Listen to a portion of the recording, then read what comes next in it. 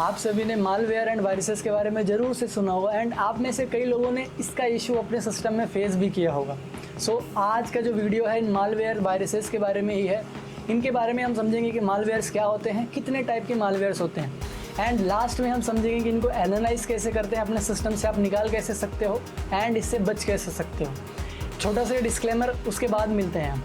Disclaimer: The content in our cybersecurity and ethical hacking videos is strictly for educational purposes only. We do not endorse or encourage any illegal or malicious activity. Viewers should use this information responsibly and in compliance with applicable laws and regulations. Any action taken based on our content are at the viewers' own risk. We are not liable for any misuse or unlawful action by viewers. Always seek proper authorization before implementing any technique discussed in our videos. Cybersecurity should always be approached with commitment to legality and ethical conduct. Hello cyber virus, मेरा नाम है देवेंद्र पांडे और एक बार फिर मैं आप सबका welcome करता हूं आपके अपने इसी YouTube channel new version hacker में।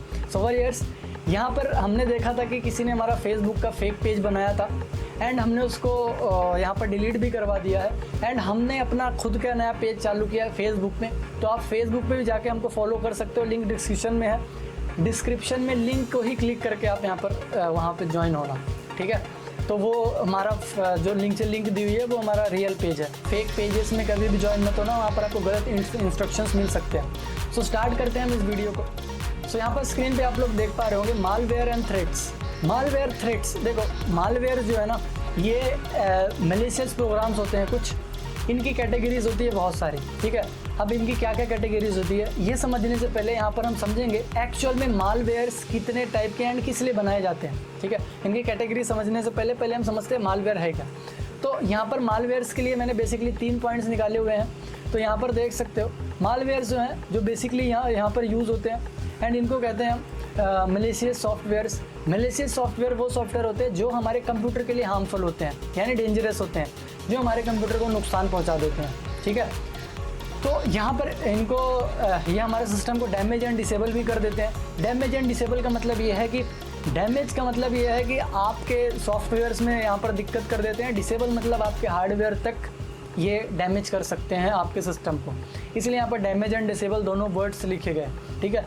एंड यहाँ पर ये आपके जिसने यहाँ पर वायरस डाला है वो आपके सिस्टम को फुल कंट्रोल कर सकता है। मतलब ये जो मालवेयर्स हैं ये आपके सिस्टम का फुल एक्सेस दे देते हैं जो यहाँ पर अटैकर है, ठीक है।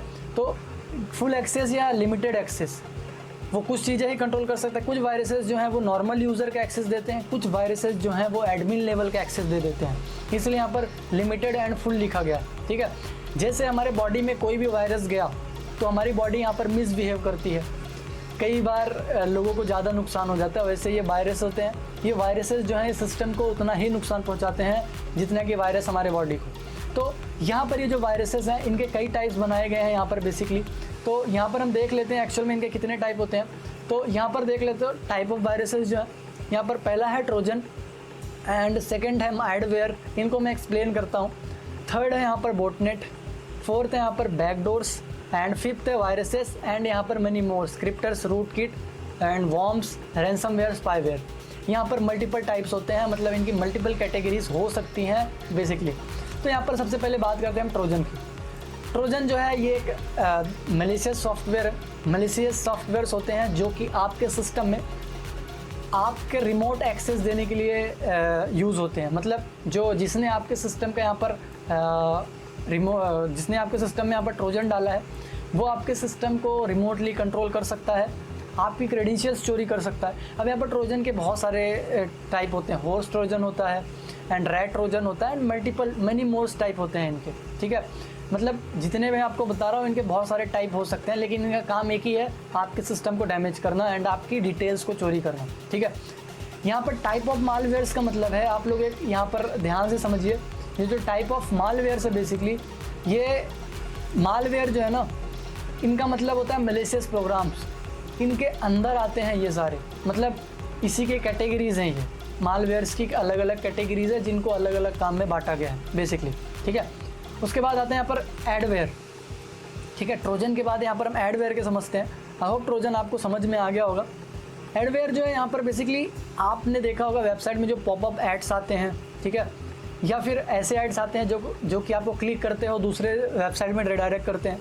ये एडवेयर जब आप एड्स में क्लिक करते हो वहाँ पर बहुत सारे लोग लालच में आके क्लिक कर देते हैं या फिर वहाँ पर अलग अलग तरीके के आपको एड्स दिखाए जाते हैं पॉपअप में, वेबसाइट में आपने देखा होगा। तो वहाँ पर उन एड्स पे जैसे ही आप क्लिक करते हो ना, वो आपको ले जाता है दूसरे वेबसाइट में। वहाँ से आपके वेबसाइट में डाउनलोड होना कुछ चीज़ें स्टार्ट हो जाती है ऑटोमेटिकली, तो वो वायरस होता है एक्चुअल में। तो ऐड के थ्रू आता है, यहाँ पर एडवेयर जो है ऐड के थ्रू आता है, मतलब जो वायरस है एडवेयर वो ऐड के थ्रू आता है, इसलिए उसका एडवेयर नाम है। ठीक है, एडवेयर एक्चुअल में ज़्यादातर इन्हीं से लोग यहाँ पर कह सकते हो अट्रैक्ट होते हैं, एंड इसी से ज़्यादातर लोग डैमेज करा लेते हैं अपना कंप्यूटर को। तो जो एड्स आते हैं उन पे क्लिक मत करना, क्योंकि वहाँ पर हो सकता है कुछ, देखो हर एक ऐड जो है वो बैड नहीं होता, कुछ अच्छे भी होते हैं यहाँ पर, लेकिन उन पे क्लिक करना अच्छा नहीं हो सकता। ठीक है, तो वहाँ पर आप लोग अपने सूझबूझ से देखना एंड क्लिक कर सकते हो। एंड मेरा तो रिकमेंडेशन रहेगा कि क्लिक मत करना तो ही अच्छा है। ठीक है, तो एडवेयर से भी वायरस आते हैं, जो आपको पॉपअप दिखाया जाता है वेबसाइट में, उनसे भी वायरस आते हैं। वो आप क्लिक करोगे आपको वेबसाइट पे रिडायरेक्ट करेगा, वहाँ पर कुछ डाउनलोड होगा आपके सिस्टम में, एंड आप ऑटोमेटिकली इंस्टॉल्स भी हो जाते हैं यहाँ पर कुछ। तो यहाँ पर एडवेयर बेसिकली जो है ऐड से यहाँ पर आता है। ठीक है, उसके बाद आता है बोटनेट। बोटनेट क्या होता है? बोटनेट एक्चुअल में कुछ हैकिंग, नेटवर्क से हैक हुए सिस्टम होते हैं। ठीक है, ये क्या करते हैं बोटनेट, नेटवर्क का यूज़ करके सिस्टम्स को, बहुत सारे सिस्टम को हैक कर लेते हैं अटैकर्स बोटनेट का यूज़ करके, एंड बाद में इनको डॉस अटैक के लिए, मेल स्पैमिंग के लिए इन सभी सिस्टम को यूज़ करते हैं। ठीक है, तो बेसिकली ये बॉट्स होते हैं। ठीक है, मतलब ये जो सिस्टम्स हैं ये हैक हुए बॉट्स होते हैं, जो कि अब वायरस के जैसे काम करते हैं, स्पैम मेल भेजने के लिए, डॉस अटैक करने के लिए, तो इसको बॉटनेट कहते हैं। ज़्यादातर ये सिस्टम मतलब वायरलेसली इसको हैक किया जाता है, वायरलेस सिस्टम को यूज़ करके, इसलिए इनको बॉटनेट कहा जाता है। ये एज अ बॉटनेट काम करते हैं, क्योंकि जो इसको कंट्रोल कर रहा है वो ऑनर हुआ, एंड यहाँ पर बेसिकली ये जो कुछ है सिस्टम्स ये एज अ रोबोट काम करते हैं उसके लिए, इसलिए इसको बॉटनेट कहते हैं। एंड बॉटनेट का यूज़ करके बहुत ज़्यादा यहाँ पर डॉस अटैक किया जा सकता है। ठीक है, बहुत लंबे तक डॉस अटैक किया जाता है। उसके बाद आते हैं यहाँ पर बैकडोर्स। बैकडोर्स बेसिकली वो प्रोग्राम्स होते हैं, वो मैलिशियस एक्टिविटी होती है, या फिर वो मैलिशियस प्रोग्राम्स होते हैं जो कि आपके सिस्टम के बैकएंड में रह के काम करते हैं। ठीक है, आपके सिस्टम में बैकएंड में रह के काम करते हैं, जिससे आपको पता नहीं लग पाता, लेकिन वो बैकएंड में अपनी एक्टिविटी कर रहे होते हैं, मैलिशियस एक्टिविटी कर रहे होते हैं, आपका डेटा भेजना, आपका एक्सेस लेना, एंड अटैकर बैकडोर इंस्टॉल करके आपकी सारी चीज़ें देख रहा होता है, बट आपको नहीं पता होता। जैसे आपके सिस्टम में बहुत सारी सर्विसेज चल रही है, आपके सिस्टम में पोर्ट खुले हुए हैं, कौन से पोर्ट ओपन है, कौन सी सर्विसेज रन हो रही है, लेकिन वो आप बैकएंड में चल रहा है। बैकएंड में जब आप उसको प्रॉपरली देखते हो, तब मतलब जिस चीज़ के लिए, जैसे कमांड प्रॉम्प्ट से आप देख सकते हो आपके कौन कौन से पोर्ट्स ओपन है, तो जब तक आप उनको एक्सेस नहीं करोगे वो आपको सामने नहीं दिखेगी। ठीक है, तो यहाँ पर कुछ ऐसी सर्विसेज है जो कोई बैकएंड में रन हो रही है बट आपको सामने नहीं दिख रही है। तो ऐसे मैलिशियस प्रोग्राम जो कि बैकएंड में रन होते हैं, आपको सामने नहीं दिखते, उनको बैकडोर्स कहते हैं। ठीक है, उसके बाद है वायरसेस। वायरस जो है ये कुछ ऐसे प्रोग्राम्स होते हैं जो कि डेफिनेटली आपके सॉफ्टवेयर्स को डैमेज एंड ऑपरेटिंग सिस्टम को डैमेज करने के लिए बनाए जाते हैं, मतलब आपके फाइल एंड फोल्डर को डैमेज करने के लिए बनाए जाते हैं। यहाँ पर इनका मोटिव यही होता है कि आपके फाइल एंड फोल्डर्स को डैमेज कर सकें। ठीक है, एंड जितनी भी फाइल्स आपके सिस्टम में रखी हुई है, जितने भी फोल्डर्स रखे हुए हैं, उनको डैमेज करने के लिए ये वायरसेस जो हैं ज़्यादातर मतलब इनका मोटिव वही है जो कि आपके वायरस को यहाँ पर डैमेज करे, एंड मतलब आपके जो फाइल्स हैं उनको डैमेज करे, एंड आपको यहाँ पर परेशान करना ही इन वायरसेस से काम होता है। बाकी ये ना तो किसी चीज़ के एक्सेस देते हैं, ना ही यहाँ पर कह सकते हो रिमोट कंट्रोल देते हैं वायरसेस। ये ज़्यादातर आपके फाइल एंड फोल्डर को डैमेज करने के लिए बनाए जाते हैं, एंड जो यूज़र है उसको परेशान करने के लिए। ये कभी भी एक्सेस नहीं देता। एक्सेस देने के लिए यहाँ पर ट्रोजन्स एंड अदर बहुत सारे हैं। ठीक है, रिमोट एक्सेस देने के लिए वायरसेस कभी भी आपके डिवाइस का एक्सेस नहीं देते। उसके बाद आते हैं क्रिप्टर्स। क्रिप्टर्स एक्चुअल में कह सकते हो ये एक फंक्शन है, मतलब ये एक फंक्शन है जो कि इन किसी भी मालवेयर के अंदर होता है। ये क्या करता है एक्चुअल में, जैसे मैंने यहाँ पर एक वायरस बनाया, ठीक है, ये वायरस क्रिएट करने के बाद ये क्रिप्टर क्या करेगा, इसको क्रिप्ट कर देगा, इनक्रिप्ट कर देगा, जिससे मेरा जो एंटीवायरस है वो इसको स्कैन नहीं कर पाएगा। इस वायरस को स्कैन नहीं कर पाएगा तो ये सिक्योरली अंदर रहेगा। ठीक है, ये वायरस सिक्योरली अंदर पहुंच सकता है। तो सिक्योरली अंदर जब पहुंच जाएगा तो कोई इसको डिटेक्ट ही नहीं कर सकता। तो इनक्रिप्टर जो है ना, इसको इनक्रिप्ट करने का काम करता है। हर एक जो मैलिशियस प्रोग्राम है उनको इनक्रिप्ट करेगा एंड सेफली अंदर पहुंचाएगा। अगर इनक्रिप्टेड नहीं होगा तो उनको हमारा जो एंटीवायरस है बहुत जल्दी डिटेक्ट कर लेता है, ठीक है। तो इसीलिए उसको यूज़ किया जाता है यहाँ पर। उसके बाद आता है यहाँ पर रूट किट। रूट किट मैं आपको थोड़ा एक अच्छे से समझाता हूँ। देखो, आप सभी ने विंडोज़ को यूज़ किया होगा, है ना। विंडोज़ तो यूज़ करते हो आप लोग। विंडोज़ में एक वर्ड होता है एडमिनिस्ट्रेटर, ठीक है, एडमिन जिसको कहते हैं हम, एडमिनिस्ट्रेटर या एडमिन। वैसे ही यहाँ पर लिनक्स में एक वर्ड होता है जिसको कहते हैं हम रूट, ठीक है। इसका मतलब रियल में एडमिन होता है, एडमिन ही होता है, ठीक है। रूट का मतलब एडमिन, ठीक है। तो यहाँ पर ये जो रूट किट्स है ना, ये एडमिन एक्सेस लेने के लिए बनाए जाते हैं। जैसे कि मैंने कहा कि यहाँ पर कुछ सॉफ्टवेयर्स होते हैं, कुछ मैलिशियस प्रोग्राम होते हैं जो कि एडमिन लेवल फुल एक्सेस देते हैं, जो एंड कुछ जो होते हैं वो कुछ लेवल तक एक्सेस देते हैं, मतलब फुल एक्सेस नहीं दे पाते। तो ये रूट किट्स जो है ना, ये एडमिन एक्सेस लेने के बनाया जाता है। एडमिन एक्सेस मतलब अगर आपको एडमिन एक्सेस मिल जाए ना तो कोई भी कुछ भी कर सकता है, ठीक है।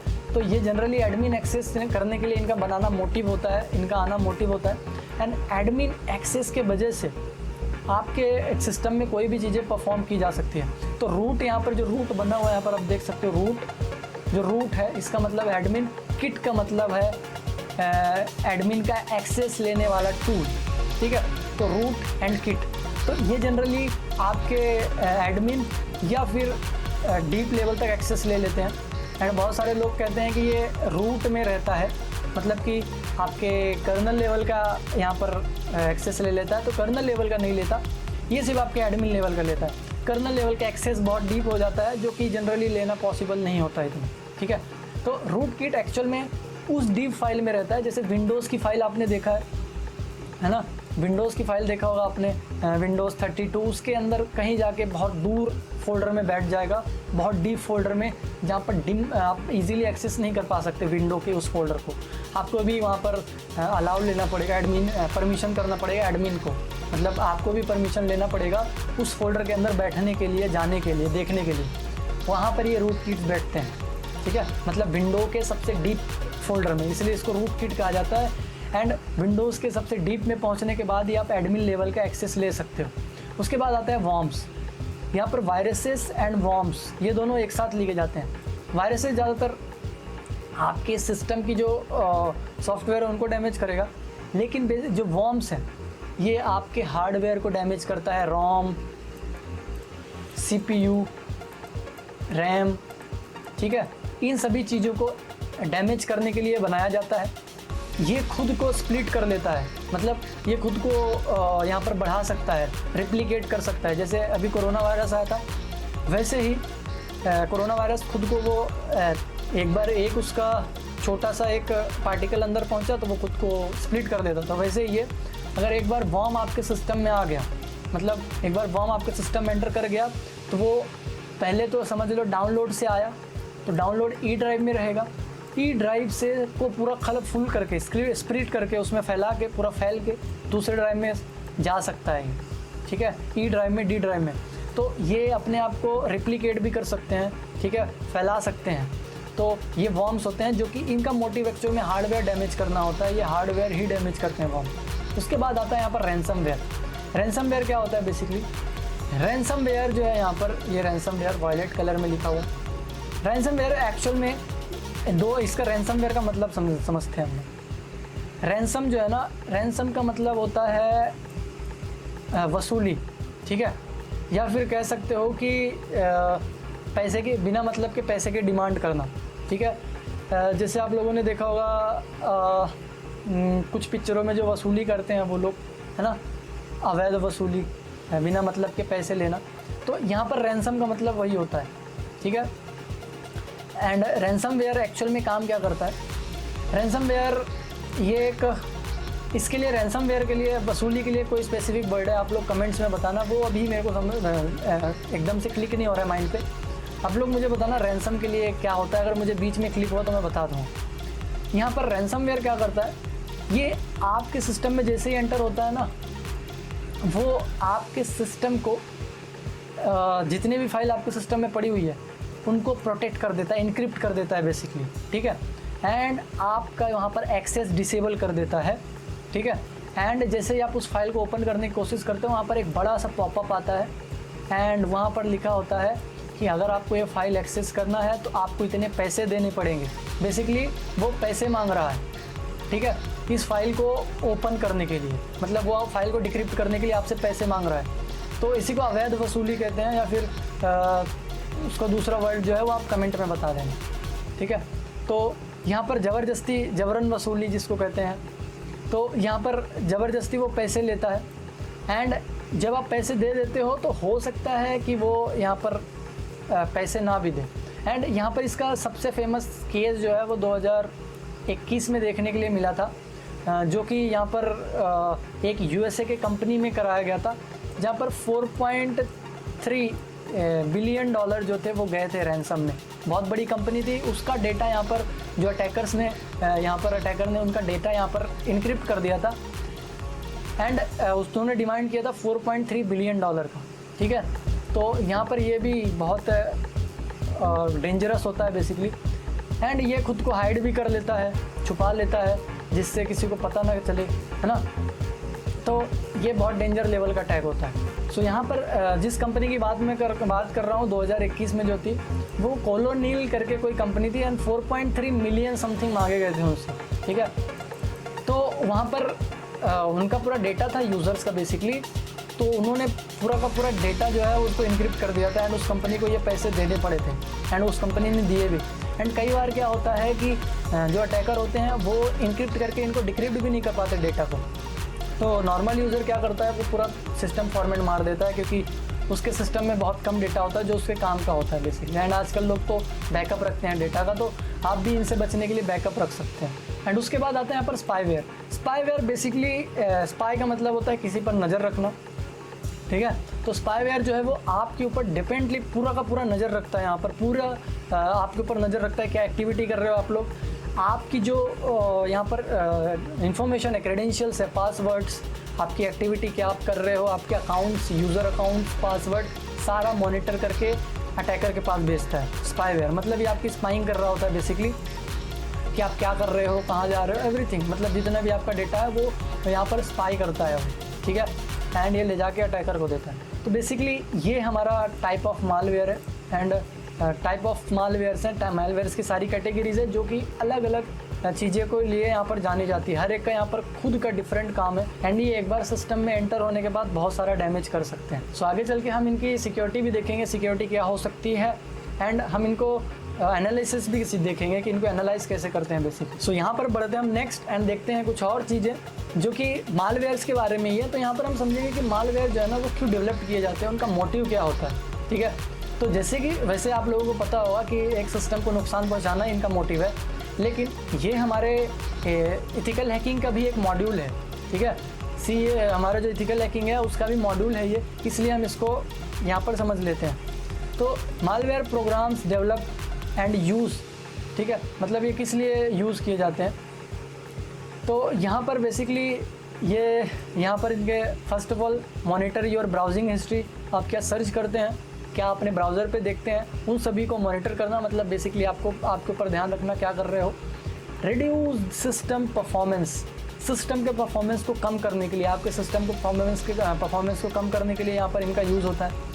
उसके बाद यहाँ पर आता है हार्डवेयर माल फंक्शनिंग, मतलब हार्डवेयर के जो फंक्शनिंग है उसको मतलब चेंज करना, उसके फंक्शन को मिस फंक्शन करना, मिसलीडिंग करना एंड उनको डैमेज करना, ठीक है। जो आपका हार्डवेयर है बेसिकली, हार्डवेयर में आपके मैन जो आते हैं CPU, रैम, रोम, इन्हीं सारी चीज़ों को इनको डैमेज करने के लिए यूज़ होता है।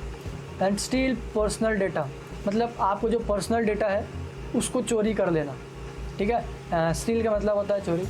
तो आपका जो पर्सनल डेटा है, यूज़र नेम, पासवर्ड, आपका अकाउंट्स डिटेल्स, वो सारी चीज़ें यहाँ पर चोरी कर लेना। एंड यहाँ पर डिलीट इम्पोर्टेंट फाइल्स आपकी, या फिर आपके सिस्टम की इम्पोर्टेंट फाइल्स, आपके ऑपरेटिंग सिस्टम की जो इम्पोर्टेंट फाइल्स है जिससे आपका सिस्टम करप्ट हो जाए या फिर काम ना करे, बंद हो जाए काम करना, वो फाइल्स यहाँ पर डिलीट कर दी जाती है। करने के लिए एक्चुअल में बनाया जाता है ये। उसके बाद आता है स्प्लिट टू अदर सिस्टम, मतलब यहाँ पर एक सिस्टम से दूसरे सिस्टम को डैमेज करने के लिए वायरस बनाए जाते हैं। जैसे हम एक कंपनी में, अगर आप लोगों ने देखा होगा, कंपनी में एक ही पेन ड्राइव में डेटा रख देते हैं, फिर एक ही पेन ड्राइव को वो अलग अलग सिस्टम में लगाते हैं। जैसे ये कंप्यूटर है, इसने इस पेन ड्राइव में डेटा डाला किसी दूसरे सिस्टम के लिए, ठीक है। अब इसमें वो वायरस था, ठीक है, इसमें वायरस था जिससे वो इस पेन ड्राइव में आ गया। अब ये पेन ड्राइव में आ गया इस कंप्यूटर के थ्रू, अब इसको पता नहीं है यूज़र को कि इसमें वायरस है, एंड यही पेन ड्राइव जब इस यूज़र ने यहाँ पर इंसर्ट किया, दूसरे यूज़र ने, तो यहाँ पर भी इसमें वायरस चला गया, तो एक से दूसरे सिस्टम में स्प्लिट हो गई, फैल गई।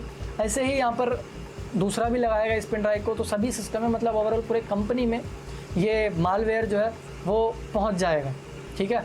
तो बेसिकली यहाँ पर इसको फैलाने के लिए यूज़ किया जाता है, सारे सिस्टम को ख़राब करने के लिए यहाँ पर बनाया जाता है। उसके बाद सेंड स्पैम मेल्स, मतलब स्पैम मेल्स को सेंड करने के लिए भी डेवलप किया जाते हैं मालवेयर्स को, ठीक है।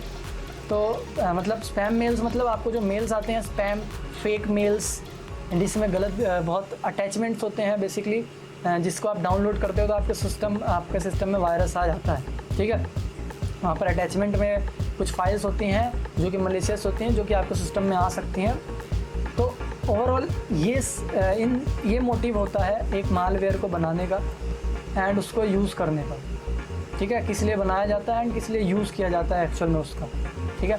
सो आई होप ये पॉइंट्स आपको समझ में आए होंगे। सो यहाँ पर हम आगे बढ़ते हैं एंड देखते हैं यहाँ पर कुछ और चीज़ें। तो यहाँ पर different way can enter malware, मतलब हमारे सिस्टम में कई तरीके से मालवेयर एंटर होते हैं। ये कितने तरीके से यहाँ पर मालवेयर एंटर हो सकते हैं हमारे सिस्टम में। पहला तो है यहाँ पर इंस्टेंट मैसेंजर ऐप्स।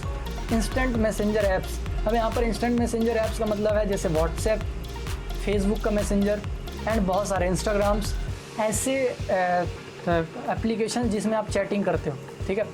वहाँ पर इसीलिए आपको पहले आप लोगों ने देखा होगा जब व्हाट्सएप पे आप जब मैसेज करते हो, पहली बार किसी अननोन नंबर से मैसेज आता हो तो वहाँ पर आपको लिख के आ जाता है कि इसको ब्लॉक करना है या फिर रखना है। क्यों? क्योंकि व्हाट्सएप को पता है कि यहाँ पर चैटिंग से अगर कोई कुछ भेज रहा है तो वो आपके साथ कुछ मैलिशियस एक्टिविटी कर सकता है अगर आप उसको नहीं जानते तो, ठीक है। तो आप वहाँ पर अगर आप उसको जानते हो तो येस नो करते हो और नहीं तो ब्लॉक कर देते हो।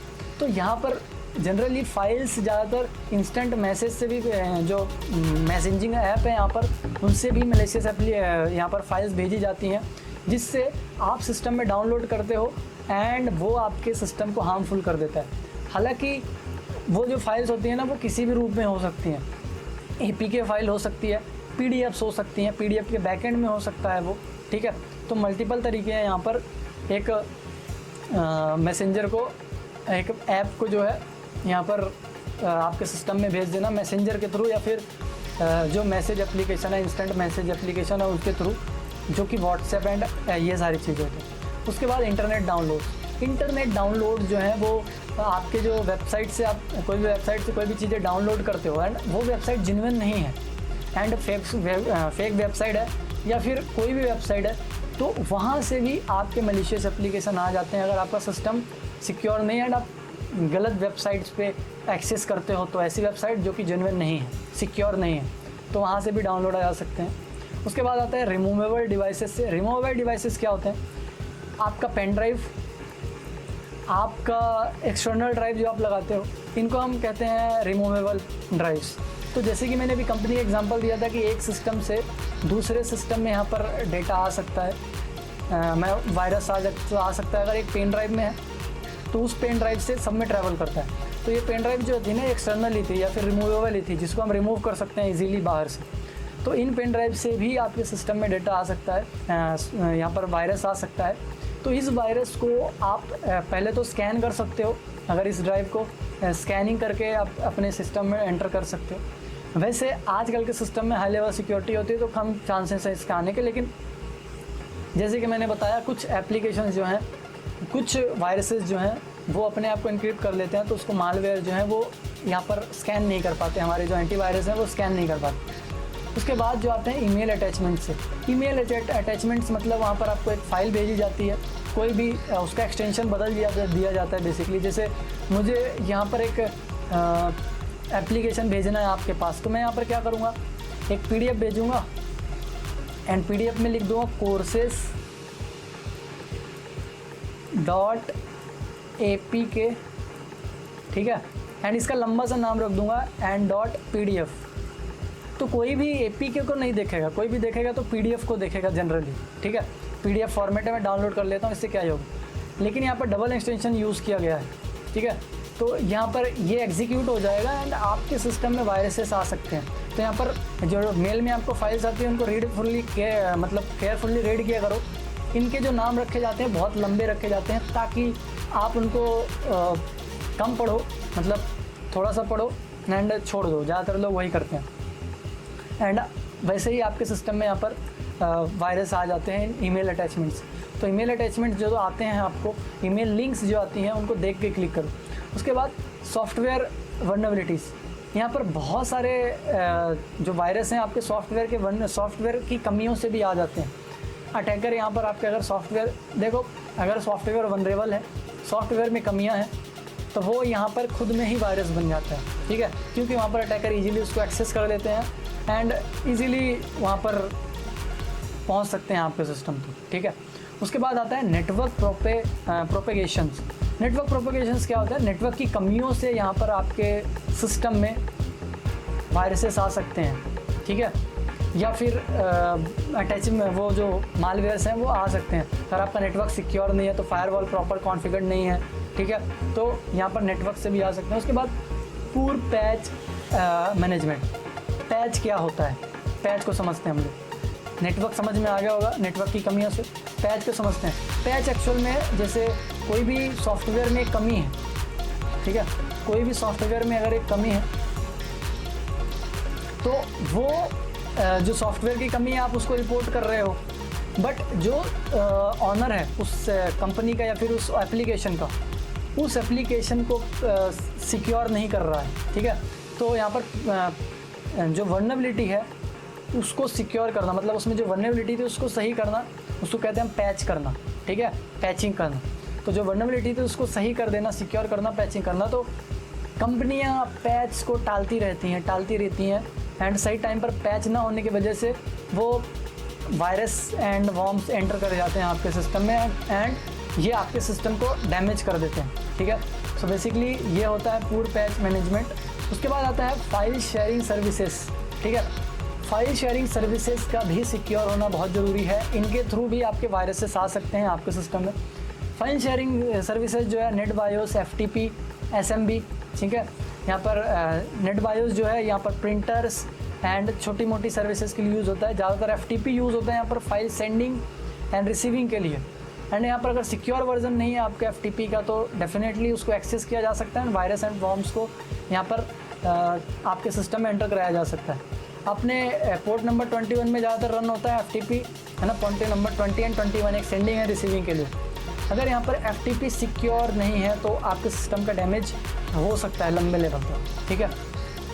उसके बाद आता है यहाँ पर SMB, ठीक है। SMB जो है यहाँ पर ये सर्वर मैसेज ब्लॉक इसका फुल फॉर्म होता है एंड पोर्ट नंबर 139 एंड 445 को यूज़ ले रहा होता है।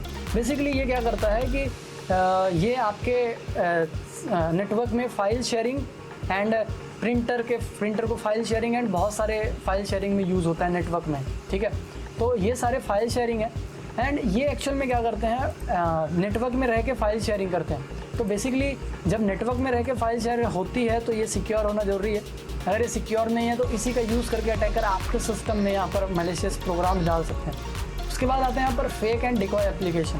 फेक एंड डिकॉय ऐप्स क्या होते हैं कि कुछ ऐसे एप्लीकेशंस होते हैं जो कि फेक एप्लीकेशन होते हैं, जैसे गेम के फेक एप्लीकेशन होंगे या फिर यहाँ पर अभी आप लोगों ने देखा होगा कि गैम्बलिंग के बहुत सारे एप्लीकेशन है, उसमें फेक एप्लीकेशन होंगे गेमिंग के।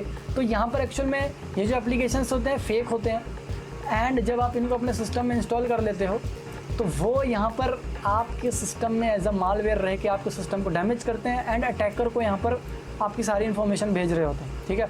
तो फेक एंड जो डिकॉय ऐप्स हैं ये आपके सिस्टम को डैमेज करने के लिए बना दिए जाते हैं एंड बाहर से इसीलिए मना किया जाता है कि बाहर से आपको एप्लीकेशन डाउनलोड नहीं करना है। अगर आप डाउनलोड कर रहे हो तो जेन्युइन साइट से करो, जैसे आप क्रोम डाउनलोड करोगे तो उसको ओरिजिनल वेबसाइट से करो एंड एप्लीकेशन कर रहे हो तो उनके माइक्रोसॉफ्ट स्टोर या फिर प्ले स्टोर से करो, एप्पल स्टोर से करो, ठीक है। उसके बाद यहाँ पर अदर मालवेयर इंस्टॉलेशंस मतलब कि कोई भी जो इंस्टॉलेशन करते हो फाइल, ठीक है, मतलब कोई भी फाइल अगर इंस्टॉलेशन करते हो, कोई भी एप्लीकेशन इंस्टॉलेशन करते हो तो उसके थ्रू भी यहाँ पर आ सकते हैं अगर वो जेन्युइन वेबसाइट से डाउनलोड नहीं किया जा रहा है, ठीक है। उसके बाद आता है अनट्रस्टेड वेबसाइट एंड सॉफ्टवेयर, जो ट्रस्टेड वेबसाइट नहीं है, जो यहाँ पर ऐसी वेबसाइट जिसमें ट्रस्टेड नहीं है, कह सकते हो कि जेन्युइन नहीं है वो वेबसाइट, एंड वहाँ से भी आ सकते हैं अगर आप उन वेबसाइट से कुछ डाउनलोड करते हो। 18+ वेबसाइट्स हो गई एंड मल्टीपल वेबसाइट होती हैं जहाँ पर आप यहाँ पर अपने सिस्टम में वायरसेस लाते हो वहाँ से, ठीक है। तो यहाँ पर सोच समझ के विजिट करना चाहिए ऐसी वेबसाइट जो कि अनट्रस्टेड है, ठीक है। जैसे ट्रस्टेड वेबसाइट की बात करूँ, गूगल की बहुत सारी, गूगल से रिलेटेड बहुत सारी वेबसाइट है, ठीक है। एंड जूम की वेबसाइट अगर मान लोगे वो ट्रस्टेड है, ठीक है। यूट्यूब जो है उसकी वेबसाइट ट्रस्टेड है। तो ये सारी चीज़ें में हम भरोसा कर लेते हैं, यहाँ पर हम इजीली जाके कुछ भी डाउनलोड कर लेते हैं। लेकिन कुछ ऐसी वेबसाइट होती हैं जिन पर ट्रस्ट नहीं होता, दिखती ही फेक है, ठीक है। तो वो आप पहचान सकते हो, वो आपके ऊपर डिपेंड है, आप ही पहचान सकते हो उसको, जो यूज़र है एक्चुअल में वही पहचान सकता है उसको। तो आप इजीली उसको उसे एक्सेस कर सकते हो एंड वहाँ से जो जेन्युइन वेबसाइट है आप वहाँ से चीज़ें डाउनलोड करो। नहीं तो आपको पता है कि वायरसेस एंड वॉर्म्स आना तय है, वहाँ से मलेशियस जो ऐप्स हैं वो आना तय है। उसके बाद यहाँ पर जो सॉफ्टवेयर, यहाँ पर मलेशियस एक्टिविटी होती है, मलेशियस सॉफ्टवेयर्स आते हैं आपके सिस्टम में, वो ब्लूटूथ एंड वायरलेस नेटवर्क से आते हैं। ब्लूटूथ से कैसे? ब्लूटूथ अगर आप दिन भर ऑन रखते हो तो यहाँ पर आपको पता है ब्लूटूथ हैकिंग होती है। ब्लूटूथ में फाइल शेयरिंग होती है एंड उसी के थ्रू आपके सिस्टम में एक ऐसा एक्सप्लॉइट भेज दिया जाता है जो कि आपको पता भी नहीं चलता एंड वो आपको एक्सप्लॉइट करके निकल भी जाता है, ठीक है। उसके बाद आता है यहाँ पर वायरलेस नेटवर्क्स, तो वो तो ब्लूटूथ भी है एंड वायरलेस नेटवर्क मतलब वाईफाई, ठीक है। किसी ने आपके वाईफाई का एक्सेस ले लिया, आपका आईपी वहीं पे है वाईफाई में एंड आपको वाईफाई का कंट्रोल है तो आपसे भी कम्युनिकेशन भी कर सकता है वो एंड वहाँ पर फाइल भी डाउनलोड करा सकता है। तो इन तरीक़ों से भी आपके सिस्टम में वायरसेस आ सकते हैं, ठीक है। तो इतने तरीके हैं जिन तरीक़ों से आपके सिस्टम में वायरसेस एंड वॉर्म्स, मलेशियस जो ऐप्स हैं या फिर मलेशियस जो वायरसेस हैं वो आपके सिस्टम में आ सकते हैं एंड डैमेज कर सकते हैं, ठीक है। उसके बाद यहाँ पर हम समझेंगे कि एक्चुअल में हमारे जो ये मालवेयर बनाए जाते हैं, हमारे तो नहीं है, ठीक है। तो यहाँ पर जो मालवेयर्स होते हैं एक्चुअल में वो किस किस तरीक़ों से, मतलब क्या क्या टेक्निक यूज़ होती है यहाँ पर आपके सिस्टम में एंटर कराने के लिए। तो यहाँ पर मल्टीपल टेक्निक्स हैं, मैंने कुछ यहाँ पर लिखी हुई हैं, बाकी टेक्निक्स आप सर्च कर सकते हो, इजीली अवेलेबल। पहला है अनएथिकल एसईओ स्टैटिक, ठीक है, मतलब टैक्टिक, यहाँ पर स्टैटिक नहीं टैक्टिक है। तो यहाँ पर जो अनएथिकल एसईओ है ये कैसे कराया जाता है, जैसे जो हैकर है ना, जो यहाँ पर अटैकर है वो ज़बरदस्ती अपने गलत तरीक़ों का यूज़ करके, अनएथिकल तरीके का यूज़ करके अपने वेबसाइट को रैंक कराता है एंड उसको जेन्युइन वेबसाइट समझ के आप जाते हो एंड वहाँ से जैसे ही कोई चीज़ डाउनलोड करते हो, कोई भी लिंक पे क्लिक करते हो तो आपके सिस्टम में वो वायरस डलवा देता है, ठीक है। एसईओ मतलब सर्च इंजन ऑप्टिमाइजेशन, जैसे आप कोई भी चीज़ जब सर्च करते हो ना तो वो टॉप पर आ जाती है। जैसे आपने यहाँ पर अभी न्यू वर्जन हैकर सर्च करोगे तो टॉप पर न्यू वर्जन हैकर आ जाएगा, ठीक है। And new version hacker .in search करोगे तो डायरेक्ट वेबसाइट खुल जाएगी न्यू वर्जन की। वैसे ही यहाँ पर जो हैकर है वो मलेशियस एक्टिविटी को टॉप रैंकिंग कराता है, जिससे वो बहुत इजीली वेबसाइट जो है वो रैंक कर जाती है एंड आप उसको जेन्युइन वेबसाइट समझ के उस पर क्लिक कर देते हो। जैसे यहाँ पर बीच में आप लोगों ने देखा होगा, लोग गूगल में सर्च कर रहे थे कि फ़ोन पे का कस्टमर केयर नंबर, तो ऊपर में फेक नंबर ही शो होता था क्योंकि वो गलत तरीके से रैंक कराया गया था एंड वो एक्चुअल में स्कैमर्स होते थे ड्रोन फॉल्स में, ठीक है। तो वो गलत तरीके से रैंक कराता है एंड वो रैंक भी हो जाती है अनएथिकल तरीके से, ठीक है। उसके बाद हैक लेजिमेंट वेबसाइट्स, मतलब जो अटैकर होता है ना वो जो जेन्युइन वेबसाइट्स होती हैं उनको हैक कर लेता है एंड वहाँ पर कुछ ऐसे प्रोग्राम्स रन कर देता है, कुछ ऐसे क्लिक्स रख देता है जहाँ पर आप क्लिक करते हो तो आपके सिस्टम में एक ऐप डाउनलोड होता है एंड आपकी जो सिस्टम है आपका हैक हो जाता है एंड वहाँ पर मलेशियस एक्टिविटी मतलब मलेशियस सॉफ्टवेयर्स आ जाते हैं, ठीक है। तो यहाँ पर जो जेन्युइन वेबसाइट्स हैं कई बार उनको भी हैक करके यहाँ पर वायरसेस अपलोड किए जा सकते हैं या फिर करते हैं ये जो अटैकर्स होते हैं। उसके बाद आता है यहाँ पर deceptive click jacking. Click jacking क्या होता है? आप सभी ने देखा होगा कि जब भी आप कोई वेबसाइट में डाउनलोड करने, कोई सॉन्ग डाउनलोड करने जाते हो वेबसाइट में बाहर, या फिर कोई भी चीज़ डाउनलोड करने जाते हो, तो डाउनलोड लिंक कोई अलग होती है एंड उसके नीचे से कुछ लिखा होता है क्लिक हेयर समथिंग लिखा होता है ना। तो जो क्लिक हेयर होता है ना एक्चुअल में वो यहाँ पर मलेशियस लिंक होता है, जिस पे आप क्लिक करते हो तो वो आपको रिडायरेक्ट करता है कहीं दूसरे वेबसाइट में लेके जाता है एंड वहाँ पर दिखा रहा होता है कि ये जो आपका एप्लीकेशन, आपका सिस्टम सिक्योर नहीं है, आपको इसको सिक्योर करने के लिए एक एप्लीकेशन डाउनलोड करना पड़ेगा बेसिकली, ठीक है। तो ये जो यहाँ पर दिखा रहा है ना, इसको क्लिक जैकिंग बोलते हैं। क्लिक करके आपको उसने दूसरे पेज में रिडायरेक्ट किया एंड जब आप ये एप्लीकेशन डाउनलोड कर लोगे तो एक्चुअल में वायरस होता है जो कि आपके सिस्टम को डैमेज कर देता है, ठीक है। एंड उसके बाद होता है यहाँ पर ऑटोमेटिक ड्राइव बाय डाउनलोड। मतलब यहाँ पर कुछ वेबसाइट में आपने देखा होगा, जैसे ही आप उस वेबसाइट में एंटर करते हो वो वेबसाइट में ऑटोमेटिक कुछ ना कुछ डाउनलोड होना स्टार्ट हो जाता है एंड जो डाउनलोड होता है वो एक्चुअल में वायरस होता है, ठीक है। तो ये ऑटोमेटिक डाउनलोड ड्राइव बाय, मतलब ऑटोमेटिक ड्राइव बाय डाउनलोड जो होता है ये ऑटोमेटिक डाउनलोड करा देता है आपके सिस्टम में एक वायरस, जैसे ही आप उस वेबसाइट पे क्लिक करते हो, ठीक है। तो बेसिकली ये तो 4 ही तरीके हैं, यहाँ पर 8 से 10 तरीके हैं जिसकी तरफ से आपके सिस्टम को यहाँ पर आपके टेक्निक्स होती हैं जो हैकर्स यूज़ करते हैं आपके सिस्टम में एंटर कराने के लिए, ठीक है। तो वो आप सर्च कर सकते हैं यहाँ पर, जो मेन थी वो मैंने आपको बता दिया।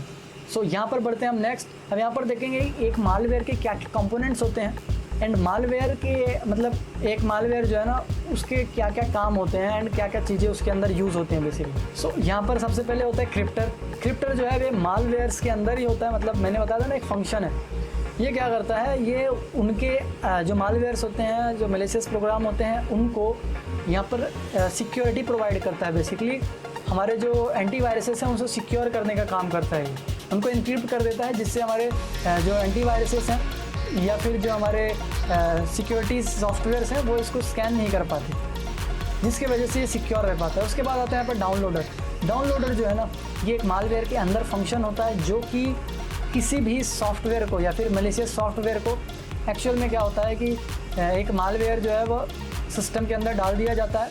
फॉर एग्जांपल डाउनलोडर आपके सिस्टम में डाल दिया जाएगा एंड ये डाउनलोडर क्या करेगा, आपके सिस्टम में ऑटोमेटिक कोई ना कोई फाइल डाउनलोड कर देगा जिससे लॉन्ग टर्म तक एक्सेस बना रहे, ठीक है। तो ये डाउनलोडर बेसिकली कोई भी चीज़ डाउनलोड करने का काम करता है वो आपके सिस्टम में। ये भी एक सिस्टम के अंदर एक कंपोनेंट होता है एक सिस्टम का। जैसे हमारे कंप्यूटर का कंपोनेंट क्या है, हमारे सिस्टम के अगर कंपोनेंट की बात करें, रैम जो मेन कंपोनेंट है, रैम, रोम, CPU, ठीक है, एंड कीबोर्ड, माउस, एवरीथिंग, ये कंपोनेंट्स हैं। तो वैसे ही ये एक मालवेयर को बनाने के लिए यूज़ किए जाने वाले कंपोनेंट है जो कि बहुत इंपॉर्टेंट होते हैं वहाँ पर होता है। उसके बाद होता है पर ड्रॉपर। सो जो ड्रॉपर है ना, ये ड्रॉपर एक्चुअल में आपके सिस्टम को, मतलब जैसे इनक्रिप्टर था वो सिक्योर कर रहा था एंटीवायरस से, ये सम ऑफ टाइप वैसा ही होता है एंड ये एक काम और करता है। एक्स्ट्रा इसका फीचर है कि आपके सिस्टम में मालवेयर्स को इंस्टॉल करने का काम करता है। ये डाउनलोड करेगा, डाउनलोडिंग अलग होती है, इंस्टॉलेशन अलग होता है ना। जैसे आप पहले फाइल्स को डाउनलोड करते हो उसके बाद इंस्टॉल करते हो, तो ये जो ड्रॉपर है ना, ये डाउनलोड करेगा, ये इंस्टॉल करेगा, ठीक है, एंड ये एंटीवायरस से प्रोटेक्ट भी करता है। एंड इंस्टॉल करने के बाद वो ऐसे इंस्टॉल करेगा जिससे यहाँ पर आपका जो सिक्योरिटी सॉफ्टवेयर है या फिर एंटीवायरस है उसको पता भी नहीं चलेगा। इतने स्मूथली ये ड्रॉपर जो है वो डाउनलोड यहाँ पर इंस्टॉल करता है, ठीक है। तो ये ड्रॉपर जो है ये भी एक कह सकते हो कि इनके अंदर का कंपोनेंट होता है जो कि मालवेयर को डिज़ाइन करते वक्त यहाँ पर उसके अंदर रखा जाता है। उसके बाद होता है एक्सप्लॉइट जो है वो जनरली इसके अंदर जो है कमांड्स लिखी होती हैं, जैसे पहले इसको एग्जीक्यूट कैसे होना है, पहले क्या परफॉर्म करना है एंड दूसरे बाद में क्या करना है। तो एक्सप्लॉइट जो है यहाँ पर कमांड्स को एग्जीक्यूट करने का काम करता है, रन कराने का काम करता है आपके सिस्टम में, ठीक है। जैसे यहाँ पर पहला लिखा है कि तेरे को सिस्टम के अंदर जाके ये जो ड्रॉपर है उसको एक्टिवेट करना है, डाउनलोडर को एक्टिवेट करना है, या फिर तुझे उसके सिस्टम का ये एंटीवायरस जो है वो ब्लॉक कर देना है, ठीक है। तो इसके अंदर बहुत सारे स्टेप्स लिखे होते हैं एंड ये उन कमांड्स को रन करने का काम करता है, एक्सप्लॉइट करने का काम करता है, ठीक है। एंड उसके बाद इसको मैं आगे बढ़ाता हूँ।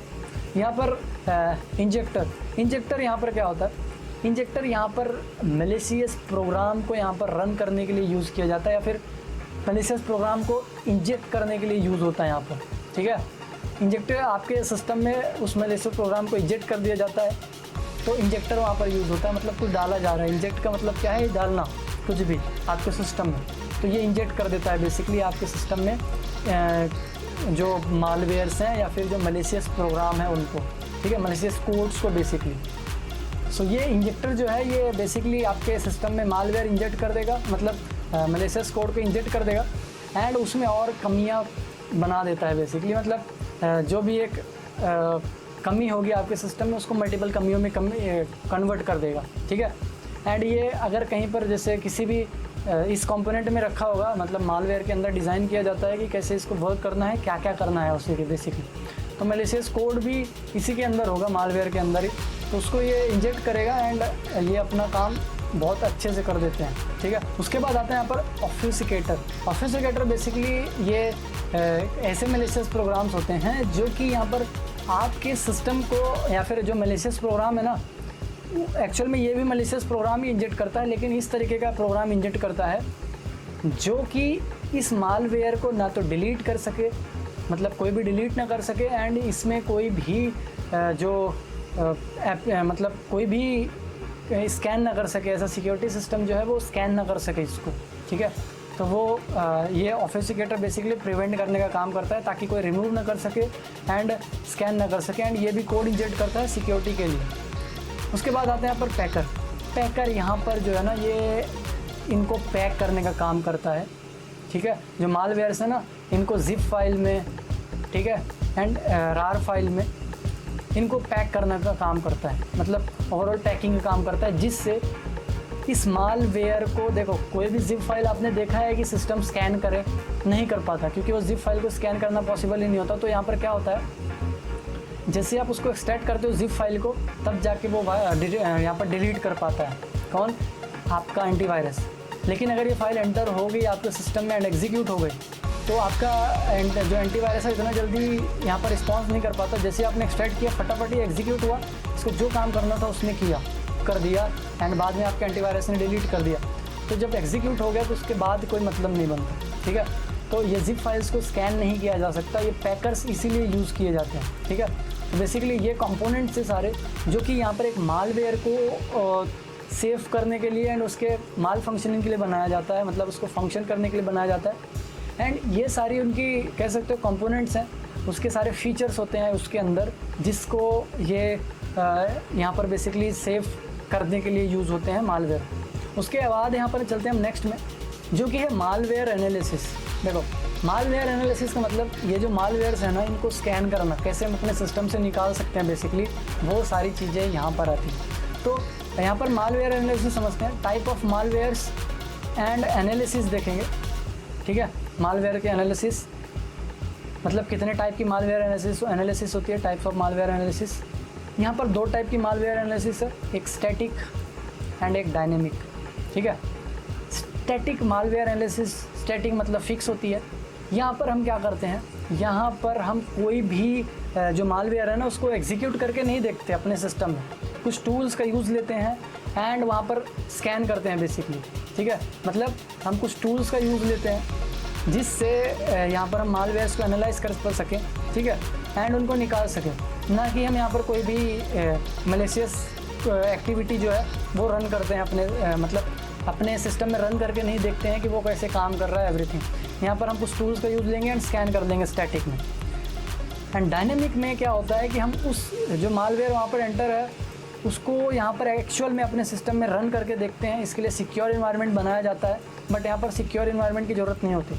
उसको हम अपने सिक्योर इन्वायरमेंट जैसे VMware सिस्टम में रन कराते हैं, देन हम उसका वर्किंग देखते हैं, उसने क्या क्या काम किया, कैसे कैसे क्या क्या डैमेज किया, क्या क्या नुकसान हुआ हमारे सिस्टम को, एंड उसके बिहाफ पे फिर हम सिक्योरिटी एप्लीकेशन डालते हैं उसके अंदर। लेकिन यहाँ पर हम सिर्फ सिक्योर एंड स्कैन करते हैं। जनरली यहाँ पर डायनेमिक होता है, लेकिन प्रिफर दोनों किया जाता है कि स्टैटिक एंड डायनेमिक दोनों किया जाए, ठीक है।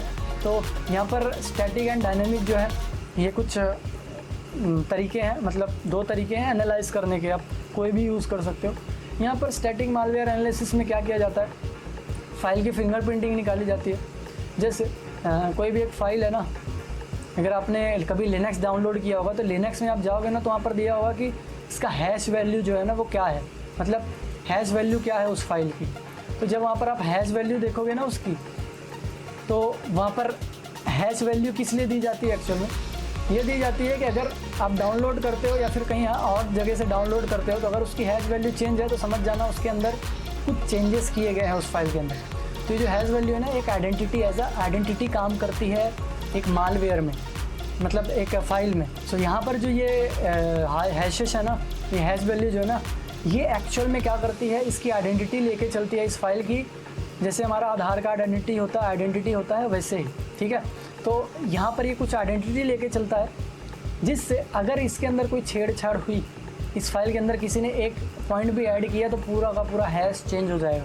इसीलिए वहाँ पर जो वेबसाइट ऑनर्स हैं या फिर वो जो सॉफ्टवेयर जिन्होंने डेवलप किया है वो उसकी हैश वैल्यू यहाँ पर लिख देते हैं, हैश प्रिंटिंग लिख देते हैं। इसी को हम फाइल फिंगरप्रिंटिंग कहते हैं, जिससे यहाँ पर वो हमको पता लगता है वो सिक्योर है या नहीं जो हमने डाउनलोड किया, ठीक है। उसके बाद local and online malware scanning, मतलब हम अपने एंटीवायरसेस के थ्रू मालवेयर स्कैन करते हैं, या फिर ऑनलाइन कुछ वेबसाइट्स हैं जैसे कि यहाँ पर वायरस टोटल है, ठीक है, वहाँ पर जाके स्कैन करते हैं, जिससे हमको पता चल जाता है वो फाइल है सही है या नहीं, वो मैलिशियस है या नहीं। उसके बाद आता है यहाँ पर performing string search. String search क्या होता है? देखो कुछ जो एप्लीकेशंस होते हैं ना, या फिर जो एप्लीकेशंस होते हैं उसमें कुछ स्ट्रिंग होता है, ठीक है, मतलब कुछ स्ट्रिंग वैल्यूज़ होती हैं जो कि जैसे यहाँ पर एक एग्जांपल दूँ, आउटपुट डॉट स्ट्रिंग, ठीक है, एंड यहाँ पर execute dot string, multiple strings होती हैं। तो वो जो स्ट्रिंग्स होती हैं ना, ये एक्चुअल में कुछ मलेशियस तो नहीं है उन स्ट्रिंग्स में, ऐसा तो नहीं है कि एग्जीक्यूट हो एंड यहाँ पर डेटा लेके आए, फिर ऐसा कोई कमांड्स तो नहीं दी हुई है कि जो मतलब ऐसा कोई प्रोग्राम तो नहीं लिखा गया उसके सॉफ्टवेयर के अंदर कि जो मलेशियस हो, ठीक है। एंड उसके बाद आता है यहाँ पर आइडेंटिफाइंग, पैकिंग एंड ऑफिसिकेशन मेथड, ठीक है। सो इसलिए यहाँ पर जो ऑफिसिकेशन मेथड होता है बेसिकली ये किस लिए यूज़ होता है? ये इसलिए यूज़ होता है, मतलब यहाँ पर हम पता करते हैं कि जो फाइल जो पैकिंग की गई है वो एक्चुअल में किस टाइप की फाइल है, कहीं उसके अंदर मलेशियस प्रोग्राम तो नहीं है, ठीक है। उसके बाद यहाँ पर finding the portable executable P information. So यहाँ पर जो पी फाइल्स होती है ना, एक्चुअल में यहाँ पर पी जिसको पोर्टेबल एग्जीक्यूटेबल फाइल बोल रहे हैं, ये एक्चुअल में एग्जीक्यूटेबल फाइल होती है विंडोज़ की, ठीक है। तो यहाँ पर पी फाइल्स जो होती हैं एग्जीक्यूटेबल फाइल्स होती हैं जो कि विंडोज़ के लिए यूज़ होती हैं। एंड यहाँ पर जैसे .txt, ठीक है, .rData, ऐसे करके पी फाइल्स होती हैं। तो इसके अंदर होता है कि सीपीयू के लिए एग्जीक्यूटेबल फाइल है, कुछ जो है ऐसे डेटा जो कि सिस्टम के हार्डवेयर लेवल तक एक्सेस ले सकता है। तो ये डेटा कहीं लिखा तो नहीं है, मतलब ये कोई फाइल तो जो ऐसी कोई फाइल तो नहीं है सॉफ्टवेयर के अंदर जो कि यहाँ पर सीपीयू में एग्जीक्यूट हो। तो यहाँ पर बेसिकली पी फाइल्स वो होती है। उसके बाद हम फाइल की डिपेंडेंसीज़ को देखते हैं, मतलब जो हमारा मैलिशियस सॉफ्टवेयर या फिर मैलिशियस यहाँ पर जो भी एप्लीकेशंस हैं उनके हम डिपेंडेंसीज़ को देखते हैं कि एक्चुअल में वो किन चीज़ों के लिए डिपेंड है। सो जैसे कि यहाँ पर एक डिपेंडेंसीज की कुछ फाइल्स होती हैं, मतलब .dll जो फाइल्स होती हैं, कुछ फाइल्स होती हैं जो कि यहाँ पर लो लेवल तक एक्सेस ले सकती हैं, जैसे कि कर्नल 32 आपने देखा होगा .dll, जो कि यहाँ पर CPU एंड हार्डवेयर लेवल की जो भी फाइल्स हैं उनको मैनिपुलेट एंड चेंजेस करने के लिए बेसिकली यूज़ होते हैं। तो ऐसी फाइल्स कुछ होती हैं। तो यहाँ पर उन डिपेंडेंसीज़ को हम चेक करते हैं कि जो मालवेयर है वो किन किन डिपेंडेंसीज़ को लेके है, उसको क्या क्या डिपेंडेंसीज चाहिए एंड क्या क्या चेंजेस करेगा वहाँ पर बेसिकली, ठीक है। उसके बाद मालवेयर डिसेंबली देखते हैं हम लोग, मालवेयर को डिसेंबल करने की कोशिश करते हैं, मतलब जो मालवेयर है उसको हम लोग डिसेंबल करते हैं, बेसिकली चेक करते हैं वहाँ पर क्या क्या मतलब जो मालवेयर है ना उसको डिसेंबली करना, मतलब रिवर्स इंजीनियरिंग करना, ठीक है, मतलब उसको डिसेंबल करके देखना उसके अंदर क्या क्या है। एंड यहाँ पर हम बेसिकली देख रहे होते हैं कि ये जो मालवेयर की मतलब बेसिकली वहाँ पर हम उसके बाइनरीज़ को रीड करेंगे एंड देखेंगे कि वहाँ पर एक्चुअल में क्या प्रोग्रामिंग यूज़ की गई है एंड उस प्रोग्रामिंग को समझने की कोशिश करेंगे डिसेंबल करके। मतलब डिसेंबली मतलब यही है कि उसको पूरा खोल के देखेंगे उसके अंदर क्या प्रोग्राम यूज़ किया गया है वो करके देखते हैं, ठीक है। एंड ये सारा चीज़ टूल से होता है। उसके बाद एनालाइजिंग ELF एग्जीक्यूटेबल फाइल्स। सो ये जो ELF फाइल्स है ना ये बेसिकली लिनक्स के अंदर एग्जीक्यूट होने वाली फाइल्स है। जैसे ये P फाइल्स है ये विंडोज़ के अंदर होती है, ELF जो है ना ये लिनक्स के अंदर होती है ELF फाइल। हम यहाँ पर एनालाइज करते हैं कि क्या क्या डिपेंडेंसीज हैं एंड एवरीथिंग उसके अंदर को उसको पढ़ने की कोशिश करते हैं। वैसे ही यहाँ पर एनालाइजिंग मैक ओ मतलब मैच ओ जो है ना, ये एग्जीक्यूटेबल फाइल्स जो कि मैक के अंदर एग्जीक्यूटेबल फाइल्स होती हैं, वो फाइल्स यहाँ पर मैक ओ नाम है। तो उन एग्जीक्यूटेबल फाइल्स को हम रीड करते हैं, बेसिकली क्या क्या यहाँ पर इन्फॉर्मेशन चाहिए उनको, क्या क्या करने की कोशिश कर रहे हैं वो, बेसिकली उसके फंक्शनिंग को, एग्जीक्यूटेबल जो फाइल है उसके फंक्शनिंग को समझते हैं। उसके बाद analysing malicious MS office document. MS office क्या होता है, जैसे आप लोगों ने देखा है वर्ड, एक्सेल, ये सारे MS है, मतलब माइक्रोसॉफ्ट ऑफिस के सारे ये यहाँ पर सॉफ्टवेयर्स होते हैं, कह सकते हो फाइल्स होती हैं।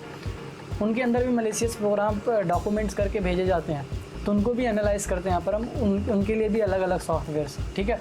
तो बेसिकली ये स्टैटिक मालवेयर एनालिसिस थे एंड यहाँ पर इतनी चीज़ें हम यहाँ पर एनालाइज करते हैं। उसके बाद आता है यहाँ पर dynamic malware analysis. Dynamic malware analysis generally यहाँ पर जो है ये एक्चुअल में क्या होता है कि डायनेमिक में हम स्नैपशॉट ले लेते हैं एक पूरे प्रोसेस का, मतलब जो प्रोसेस चल रही है जितने भी प्रोसेस हैं उनका स्नैपशॉट लेते हैं एंड देखते हैं, उसको मेज़र करते हैं। जैसे अभी स्नैपशॉट लेंगे, ठीक है, एंड एक न्यू स्नैपशॉट लेंगे, तो पुराने वाले को नए वाले से मैच करेंगे कि कुछ चेंजेस है या नहीं। उसके बाद यहाँ पर हम होस्ट इंटीग्रिटी चेक करते हैं, ठीक है। मतलब होस्ट इंटीग्रिटी में हम यहाँ पर क्या क्या चेक करेंगे, सबसे पहले चेक करेंगे पोर्ट मॉनिटरिंग, मतलब पोर्ट जितने भी पोर्ट्स ओपन है एंड कौन सा पोर्ट किस लिए ओपन है, वो सारी चीज़ें यहाँ पर देखेंगे। एंड पोर्ट ओपन है तो कौन सी सर्विसेज के लिए ओपन है, वो सारी चीज़ें, कौन सी सर्विसेज यूज़ ले रहा है एक्चुअल में उस पोर्ट को। उसके बाद प्रोसेस मॉनिटरिंग, क्या क्या प्रोसेस रन हो रही है उस सिस्टम में, क्या क्या प्रोसेस हो रहा है वहाँ पर उस सिस्टम में, एंड क्या क्या प्रोसेस कर रहा है हमारा CPU, बहुत सारी चीज़ें यहाँ पर हम चेक करते हैं प्रोसेस मॉनिटरिंग में। एंड कुछ सॉफ्टवेयर जो हैं वो अपने आप को जिन्युइन यहाँ पर दिखाने की कोशिश करते हैं, मतलब म्यूज़िक फाइल या फिर विंडोज़ की कोई फाइल बन के वहाँ पर नेम चेंज करके दिखाते हैं कि वो जिन्युइन वेबसाइट है, पर वो जिन्युइन होते नहीं। तो प्रोसेस मॉनिटरिंग में हमको देखते हैं वो जिन्युइन है या नहीं। उसके बाद आते हैं यहाँ पर रजिस्ट्री मॉनिटरिंग। रजिस्ट्री मॉनिटरिंग क्या होता है, जैसे भी रजिस्ट्री एक्चुअल में क्या होती है, सेटिंग्स होती हैं, कॉन्फ़िगरेशंस होती है हमारे ऐप्स के, एप्लीकेशंस के, एंड कुछ फोल्डर्स होते हैं जो जिसके अंदर सेटिंग्स होती है बेसिकली एप्लीकेशंस की। तो यहाँ पर जब भी कोई मैलिशियस एप्लीकेशन आएगा ना, तो अपनी रजिस्ट्री क्रिएट करेगा, अपनी कॉन्फ़िगरेशन फाइल बनाएगा, तो वहाँ पर हम रजिस्ट्री मॉनिटरिंग करके उसको पकड़ लेते हैं कि मैलिशियस है। उसके बाद Windows services monitoring. Windows services monitoring से देखते हैं कि विंडोज़ की कौन सी सर्विस ऑन है, कौन सी ऑफ है, एंड सर्विसेज कौन सी किस लिए ऑन है, वो सारी चीज़ें यहाँ पर बेसिकली हम चेक करते हैं। एंड जनरली जो मालवेयर्स होते हैं वो खुद को छुपाने की कोशिश करते हैं, जो कि बैकएंड में रन होते हैं, बट वो सर्विसेज में पकड़े जाते हैं, ठीक है। तो रन होंगे तो पकड़े जाएंगे। उसके बाद होता है स्टार्टअप प्रोग्राम। कंप्यूटर जब हम स्टार्ट करते हैं, बूट होता है, तो ऑटोमेटिकली कौन कौन से प्रोग्राम्स हैं जो कि रन हो रहे हैं, ठीक है, ऑटोमेटिक स्टार्ट हो रहे हैं, उन पर देखते हैं। तो उनमें से कोई ऐसा प्रोग्राम तो नहीं जो कि ऑटोमेटिक स्टार्ट हो रहा है हमारे रिस्टार्ट करने के बाद। उसके बाद देखते हैं इवेंट लॉग मॉनिटरिंग, ठीक है, उनको एनालाइज करते हैं। लॉग्स एक्चुअल में वो एक्टिविटी होती है, जैसे हम अपने सिस्टम में कोई भी चीज़ जब हम परफॉर्म करते हैं ना, तो वहाँ पर वो वन बाय वन यहाँ पर स्टोर होता है एज अ लॉग। लॉग मतलब ये हमारे सिस्टम की कह सकते हो कि स्टेप बाय स्टेप जो भी प्रोसेस हमने फॉलो की है, जो भी एप्लीकेशन हमने ओपन किया है, कब हमने पावर ऑन किया, एवरीथिंग, वो सारी चीज़ें यहाँ पर लॉग में होता है। अगर इसमें कोई चेंजेस है या फिर कोई मैलिशियस लॉग है, तो वहाँ पर हम इसको मॉनिटर करते हैं। उसके बाद आते हैं यहाँ पर installation monitoring. Installation monitoring actual में क्या होता है कि जैसे कोई भी एक सिस्टम है, ठीक है, एंड वहाँ पर आप कोई भी एप्लीकेशन इंस्टॉल कर रहे हो, तो भले वो हिडन हो, लेकिन जब वो इंस्टॉल होता है एक सिस्टम में, तो वो ये तो दिखाएगा ना कि सिस्टम में कौन कौन से प्रोग्राम इंस्टॉल हैं। तो आप इसको प्रोग्राम्स में, मतलब आपके कंट्रोल पैनल में जाके इजीली चेक कर सकते हो कि कौन सा सिस्टम यहाँ पर इंस्टॉल है, कब इंस्टॉल किया गया एंड किसके थ्रू इंस्टॉल किया गया। तो ये इंस्टॉलेशन मॉनिटरिंग होती है, मतलब इसके थ्रू आप पता लगा सकते हैं कोई हिडन एप्लीकेशन है जो इंस्टॉल किया गया है, जो मेरे काम का नहीं है, वहाँ पर आप देख सकते हैं। उसके बाद होता है फाइल एंड फोल्डर मॉनिटरिंग। कुछ फाइल एंड फोल्डर्स हैं जो कि अपने अंदर मैलिशियस प्रोग्राम्स लेके चलते हैं, ठीक है, एंड वो एग्जीक्यूट हो जाते हैं वहीं पे। तो कोई कौन से फोल्डर के पास कौन कौन सी परमिशंस हैं, ये फाइल फोल्डर्स जो होते हैं ये एक्चुअल में अपने अंदर ना कुछ मैलिशियस प्रोग्राम एंड कोड लेके चलते हैं। जैसे आप क्लिक करते हो वो रन होता है, ठीक है। तो यहाँ पर इनको भी एनालाइज करना होता है, इनको भी एनालाइज करते हैं। उसके बाद device driver and monitoring. Driver जो होते हैं बेसिकली एक सिस्टम के अंदर किसी भी हार्डवेयर को रन कराने के लिए यूज़ होते हैं। तो ये ड्राइवर्स कहीं फेक तो नहीं है, कहीं ये हार्डवेयर का एक्सेस तो नहीं ले रहे हैं हमारे सिस्टम में, वो सारी चीज़ें यहाँ पर हम बेसिकली मॉनिटर करते हैं। एंड ये ड्राइवर्स कुछ मालवेयर्स भी हो सकते हैं, ठीक है। जैसे आपने जेन्युइन वेबसाइट से ड्राइवर डाउनलोड नहीं किया, हो सकता है वो ड्राइवर ना हो, वो मालवेयर हो, तो वो भी एनालाइज करते हैं। उसके बाद यहाँ पर नेटवर्क ट्रैफिक मॉनिटरिंग, आपके सिस्टम में कितना ट्रैफिक आ रहा है बेसिकली वो मॉनिटर करते हैं यहाँ पर हम। एंड नेटवर्क ट्रैफिक में ये मॉनिटर करते हैं कि क्या डेटा भेजा जा रहा है, किस सिस्टम में, जहाँ किस डेस्टिनेशन में भेजा जा रहा है, वो आईपी कहाँ की है, एंड क्या क्या डेटा भेजा जा रहा है, एवरीथिंग। तो यहाँ पर हम नेटवर्क ट्रैफिक में मॉनिटर करते हैं। उसके बाद होता है डीएनएस मॉनिटरिंग रेजोल्यूशन, ठीक है। अब देखो हमारे सिस्टम में ना एक डीएनएस सर्वर का एक एड्रेस होता है, ठीक है। तो अटैकर क्या करता है, उस डीएनएस सर्वर का जो मेन आईपी एड्रेस है उसको चेंज करके किसी मैलिशियस सर्वर का या फिर अपने सर्वर का यहाँ पर आईपी एड्रेस डाल देता है, जिससे हमारी रिक्वेस्ट वहाँ जा रही होती है। तो यहाँ पर इसको मॉनिटर करते हैं, डीएनएस सर्वर का जो आईपी है उसको मॉनिटर करते हैं, कहीं हमारी जो रिक्वेस्ट है वो गलत जगह तो नहीं जा रही है। एंड जब भी आप ये डीएनएस जब उसने आपके डीएनएस का यहाँ पर डिटेल चेक कर दिया, जब भी इंटरनेट एक्सेस करोगे तो डीएनएस सर्वर की जगह उस अटैकर का डीएनएस सर्वर यहाँ पर एक्सेस होगा एंड वो रिप्लाई में आपको कुछ मैलिशियस कोड भेज देगा, तो आपका सिस्टम डैमेज हो सकता है। इसलिए हम यहाँ पर डीएनएस को भी यहाँ पर मॉनिटर करते हैं, ठीक है। उसके बाद API call, application programming interface calls monitoring. So API call monitoring में एक्चुअल में क्या होता है, एपीआई कॉल जो है ना, ये एक्चुअल में विंडोज़ जो है ना, विंडोज़ के सिस्टम में यूज़ किया जाता है।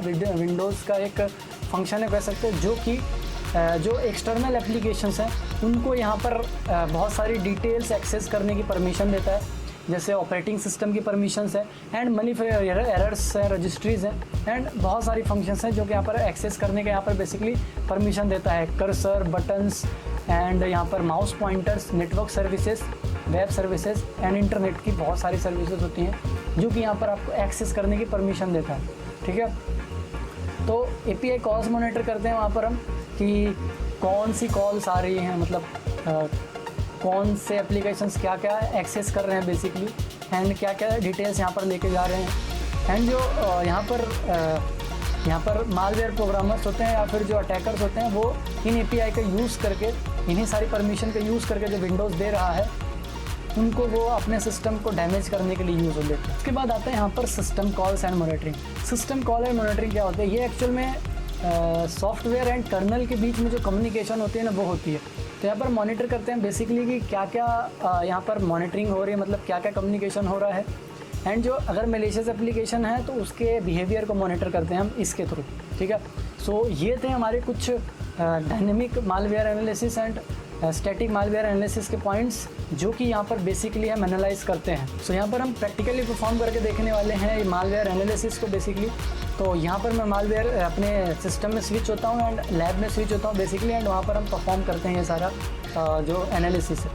सो वो यार, अगर आप यहाँ तक आ चुके हैं तो हम डैम श्योर आप cyber security and ethical hacking में बहुत इंटरेस्टेड हैं, तो यहाँ पर हमने एक कोर्स लॉन्च किया है जो कि एडवांस एथिकल हैकिंग का है, साथ ही साथ डिजिटल फॉरेंसिक का है। इससे रिलेटेड सारी डिटेल्स नीचे डिस्क्रिप्शन में दिए हुए नंबर से मिल जाएगी एंड आपको कोर्स का ब्रोशर्स जो है वो भी नीचे डिस्क्रिप्शन में मिल जाएगा। सो आप वहाँ पर जाके कोर्स के बारे में डिटेल्स ले सकते हो। बेसिकली पेड कोर्स है, अगर आप इंटरेस्टेड हैं तो आप यहाँ पर ज्वाइन कर सकते हैं कोर्स। तो इस प्रोसेस को हम आगे बढ़ाते हैं। सो वॉरियर्स, यहाँ पर हम स्टार्ट कर रहे हैं प्रैक्टिकल पार्ट, जो कि मैं यहाँ पर मशीन में आ चुका हूँ अपने प्रैक्टिकल्स मशीन पे। बेसिकली मैंने लैब सेटअप किया है जो कि वर्चुअल लैब है, VMware पे सेटअप हुआ है। तो यहाँ पर बेसिकली मेरी दो मशीन्स हैं, एक ये है एंड एक ये है। ये मेरी मैन मशीन है, ठीक है, मतलब इसको मैं as a man machine use करूँगा एंड ये हमारी टारगेट सिस्टम होगा जिस पे हम प्रैक्टिकल करेंगे बेसिकली, ठीक है। एंड वंस अगेन ये वीडियो जो है एजुकेशन पर्पज़ के लिए है, इसका कोई भी गलत यूज़ नहीं करना है, ठीक है। एंड ना ही हमारा चैनल प्रमोट करता है किसी भी ऐसी मैलिशियस एक्टिविटी को। सो सबसे पहले यहाँ पर हम एक मैलिशियस एक्टिविटी करेंगे अपनी सिस्टम में, ताकि हमको पता लग सके कि ये एक्चुअल में सिस्टम में एक्टिविटी होती कैसे है, ठीक है। तो यहाँ पर मैं जाऊँगा सबसे पहले अपने जहाँ पर मैंने ये सारे टूल्स रख रखे हैं बेसिकली सिस्टम में। तो यहाँ पर मैंने कुछ टूल्स रख रखे हैं जिसकी लोकेशन मैं थोड़ा सा ब्लर कर दूँगा, जो कि सिक्योरिटी पर्पज़ के लिए होगा, ठीक है। तो मैं यहाँ पर टूल्स में जाऊंगा अपने, एंड यहाँ पर मेरे पास एक रैट है जो कि यहाँ पर एक मलेशियस प्रोग्राम को बिल्ड करेगा। ठीक है, तो मैंने पहले प्रैक्टिकल किया था, उसको मैं डिलीट कर देता हूँ, न्यू प्रैक्टिकल करता हूँ यहाँ पर। तो यहाँ पर मैं फ़ोल्डर के अंदर जाके उसको बेसिकली यहाँ पर एक्सेस करता हूँ।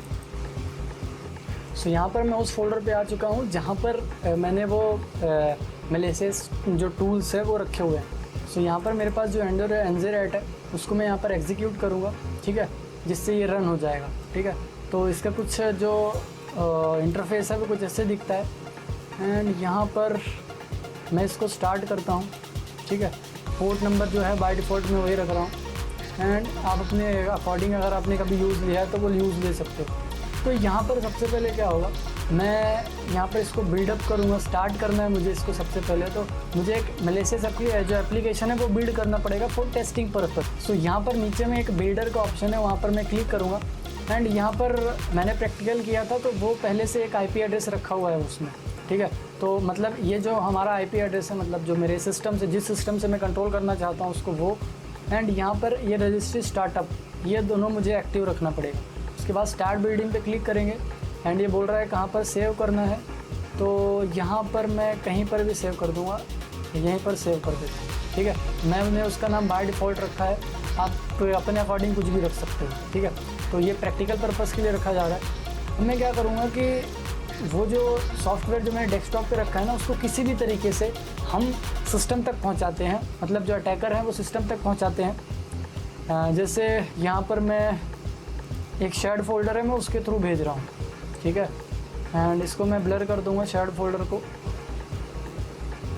तो यहाँ पर मैं शेयर्ड फोल्डर में मैंने कर दिया, एंड ये मशीन दोनों शेयर्ड फोल्डर है, मतलब बेसिकली दोनों मशीन में है।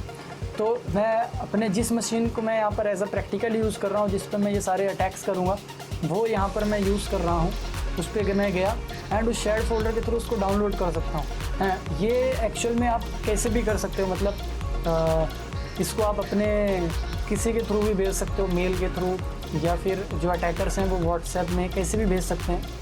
तो यहाँ पर बेसिकली मैं भी इसको कॉपी करके, जैसे मैंने इसको डाउनलोड कर लिया कहीं से, ठीक है, यहाँ पर मैंने इसको डाउनलोड कर लिया, एंड मैं इसको डेस्कटॉप पे, यहाँ पर भी डेस्कटॉप पे रख देता हूँ। ठीक है, अब यहाँ से मैं इसको डबल क्लिक करता हूँ, एंड अब मैं इसको रन करता हूँ। रन कर दिया बेसिकली मैंने इसको डबल क्लिक करके।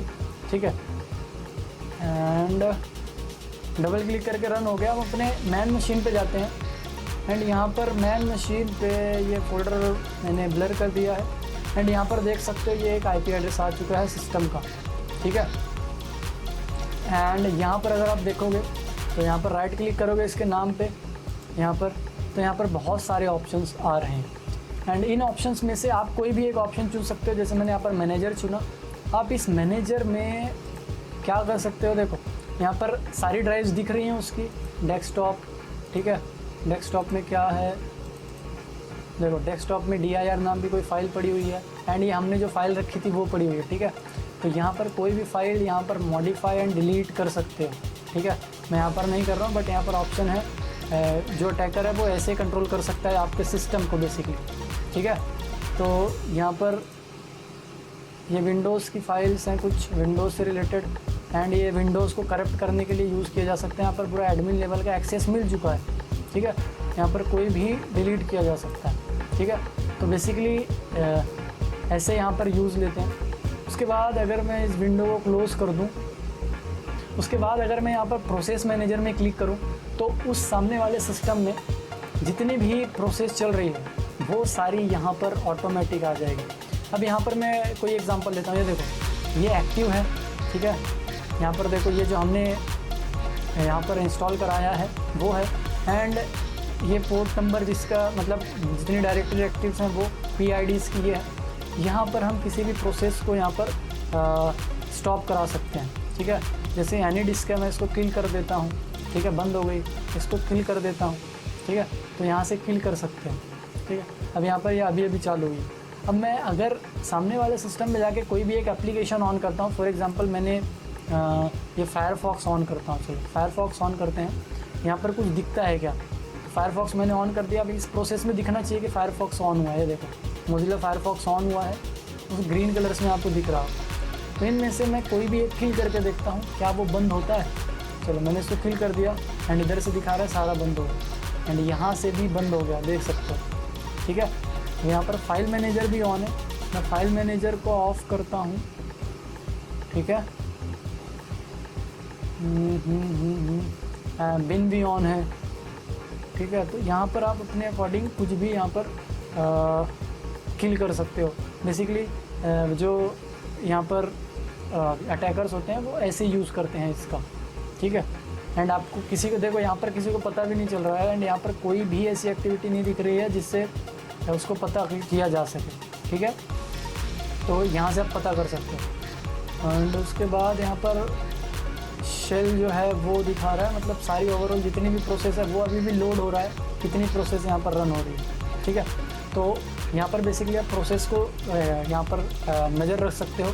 ठीक है, मतलब जो अटैकर है ऐसे नज़र रख पाता है आपके ऊपर। और भी इसके फंक्शंस दिखाता हूँ मैं आपको। एंड उसके बाद अगर मैं यहाँ पर क्लिक करता हूँ कनेक्शंस में, ये जो फीचर है कनेक्शंस का, यहाँ पर देखते हैं तो यहाँ पर कौन सी सर्विसेज रन हो रही है, उसका पोर्ट कौन सा है, टारगेट पोर्ट कौन सा है एंड कितने कनेक्शंस बने हुए हैं यहाँ पर बेसिकली वो सारे यहाँ पर हम देख सकते हैं। ठीक है, लिसन, स्टैब्लिश, वेटिंग टाइम, ये सारी चीज़ें देख सकते हैं कि सामने वाले सिस्टम में कौन सा पोर्ट यूज़ हो रहा है, कौन सा IP यूज़ हो रहा है। ठीक है, तो इनको भी आप यहाँ से किल कनेक्शन कर सकते हैं। ठीक है, ये सारा किल कनेक्शन हो सकता है यहाँ से। तो यहाँ पर इस लेवल का एक्सेस ले सकते हो आप यहाँ पर। ठीक है, ये हमारा मैन मशीन में वापस हूँ मैं, अभी मैंने उस पर स्विच किया था। ठीक है, और यहाँ पर फंक्शन की अगर बात करें इसमें, तो यहाँ पर सामने वाले की रजिस्ट्रीज भी देख सकते हैं। ठीक है, देखो ये सारी रजिस्ट्री फाइल्स हैं जो कि इजीली यहाँ पर देखी जा सकती है। ठीक है, एंड आप यहाँ से मॉडिफाई कर सकते हो, डिलीट कर सकते हो। ठीक है, किसी भी रजिस्ट्री को, जैसे ये है, यहाँ से मैं इसको एडिट कर सकता हूँ, डिलीट कर सकता हूँ, सब कुछ कर सकता हूँ। ठीक है, तो यहाँ पर बेसिकली बहुत डीप लेवल का एक्सेस मिल जाता है इससे। अगर वो इस सामने वाले सिस्टम में कैसे भी पहुँच गई है वायरसेस को, तो देख सकते हो क्या इम्पैक्ट पड़ता है एक छोटी सी गलती का आपके सिस्टम पे। एंड उसके बाद आता है यहाँ पर एक रिमोट सेल का एक्सेस, जो कि आप यहाँ पर देख सकते हो, रिमोट सेल। ठीक है, तो रिमोट सेल भी ले सकते हो। यहाँ पर रिमोट टाइपिंग नहीं हो रही है, बट यहाँ से आप सेल का एक्सेस ले सकते हो। ठीक है, एंड यहाँ पर सर्विसेज में जाओगे तो जो भी सर्विसेज उसमें रन हो रही है वो सारी सर्विसेज यहाँ पर दिख जाएगी, क्या क्या ओपन है, क्या क्या रनिंग है, सारी सर्विसेज आपको दिख जाएगी। एंड इसका इन मलेशियस में एक्चुअल में मेरा कीबोर्ड काम नहीं कर रहा है, बट इनमें कीबोर्ड काम करता है। ठीक है, तो यहाँ पर सारी प्रोसेस आप देख सकते हो इसमें कि क्या क्या एक्चुअल में यहाँ पर प्रोसेस मतलब कंट्रोल किया जा सकता है। ठीक है, एंड चलो ये सारी इसकी प्रोसेस थी। रिमोट सेल में एक्चुअल में बहुत सारी कमांड रन कर सकते हैं यहाँ पर, जो कि पॉसिबिलिटीज़ हैं। ठीक है, A to Z सारी यहाँ पर कमांड रन की जाती है, बट मेरा पता नहीं कि उसमें रन नहीं हो रही है या फिर प्रॉपर्ली वर्किंग नहीं होगा, तो ये प्रैक्टिकल मैं आपको दिखाने को हूँ। एंड अगर उसके बाद इस प्रोसेस को मैं यहाँ पर बंद कर दूँ, ठीक है, ये जो यहाँ पर प्रोसेस चल रही है ये वाली मैं अगर बंद कर दूँ टर्मिनल वाली, तो यहाँ पर अगर आप राइट क्लिक करते हो ना इसके नाम पे, तो यहाँ पर आपको एक रिमोट डेस्कटॉप का भी ऑप्शन मिल जाता है, जिससे सामने वाले सिस्टम का सारा रिमोट आ सकता है। देखो ये वही सिस्टम है सामने वाला, एंड उसमें जाके देखते हैं हम लोग उसका। ये देखो यहाँ पर उसका कर्सर है एंड ओवरऑल सारी फाइल है। एंड यहाँ पर आप इसका जो रिमोट है मतलब कीबोर्ड माउस वो सारा भी एक्सेस कर सकते हो। देखो कीबोर्ड माउस, ठीक है, यहाँ पर सारी चीज़ें, स्टार्ट स्टॉप, वो सारी चीज़ें। यहाँ पर अगर मैं लिखता हूँ कुछ भी टाइप करता हूँ, for example I am from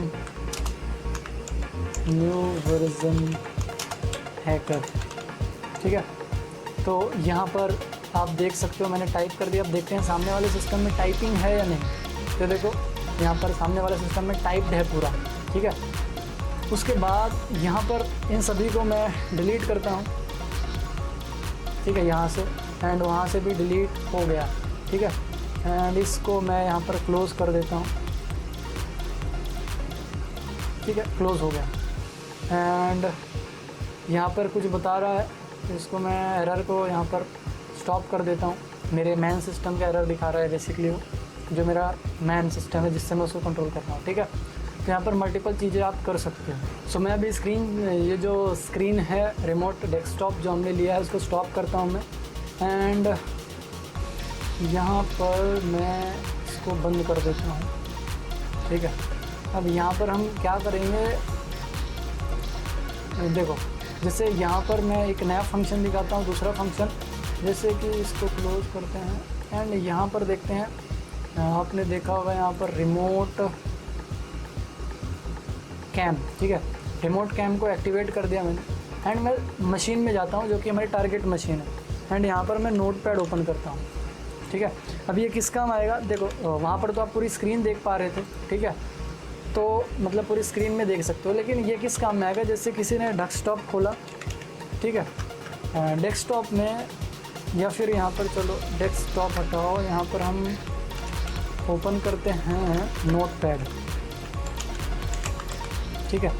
ये नोटपैड ओपन किया मैंने एंड यहाँ पर मैंने टाइप किया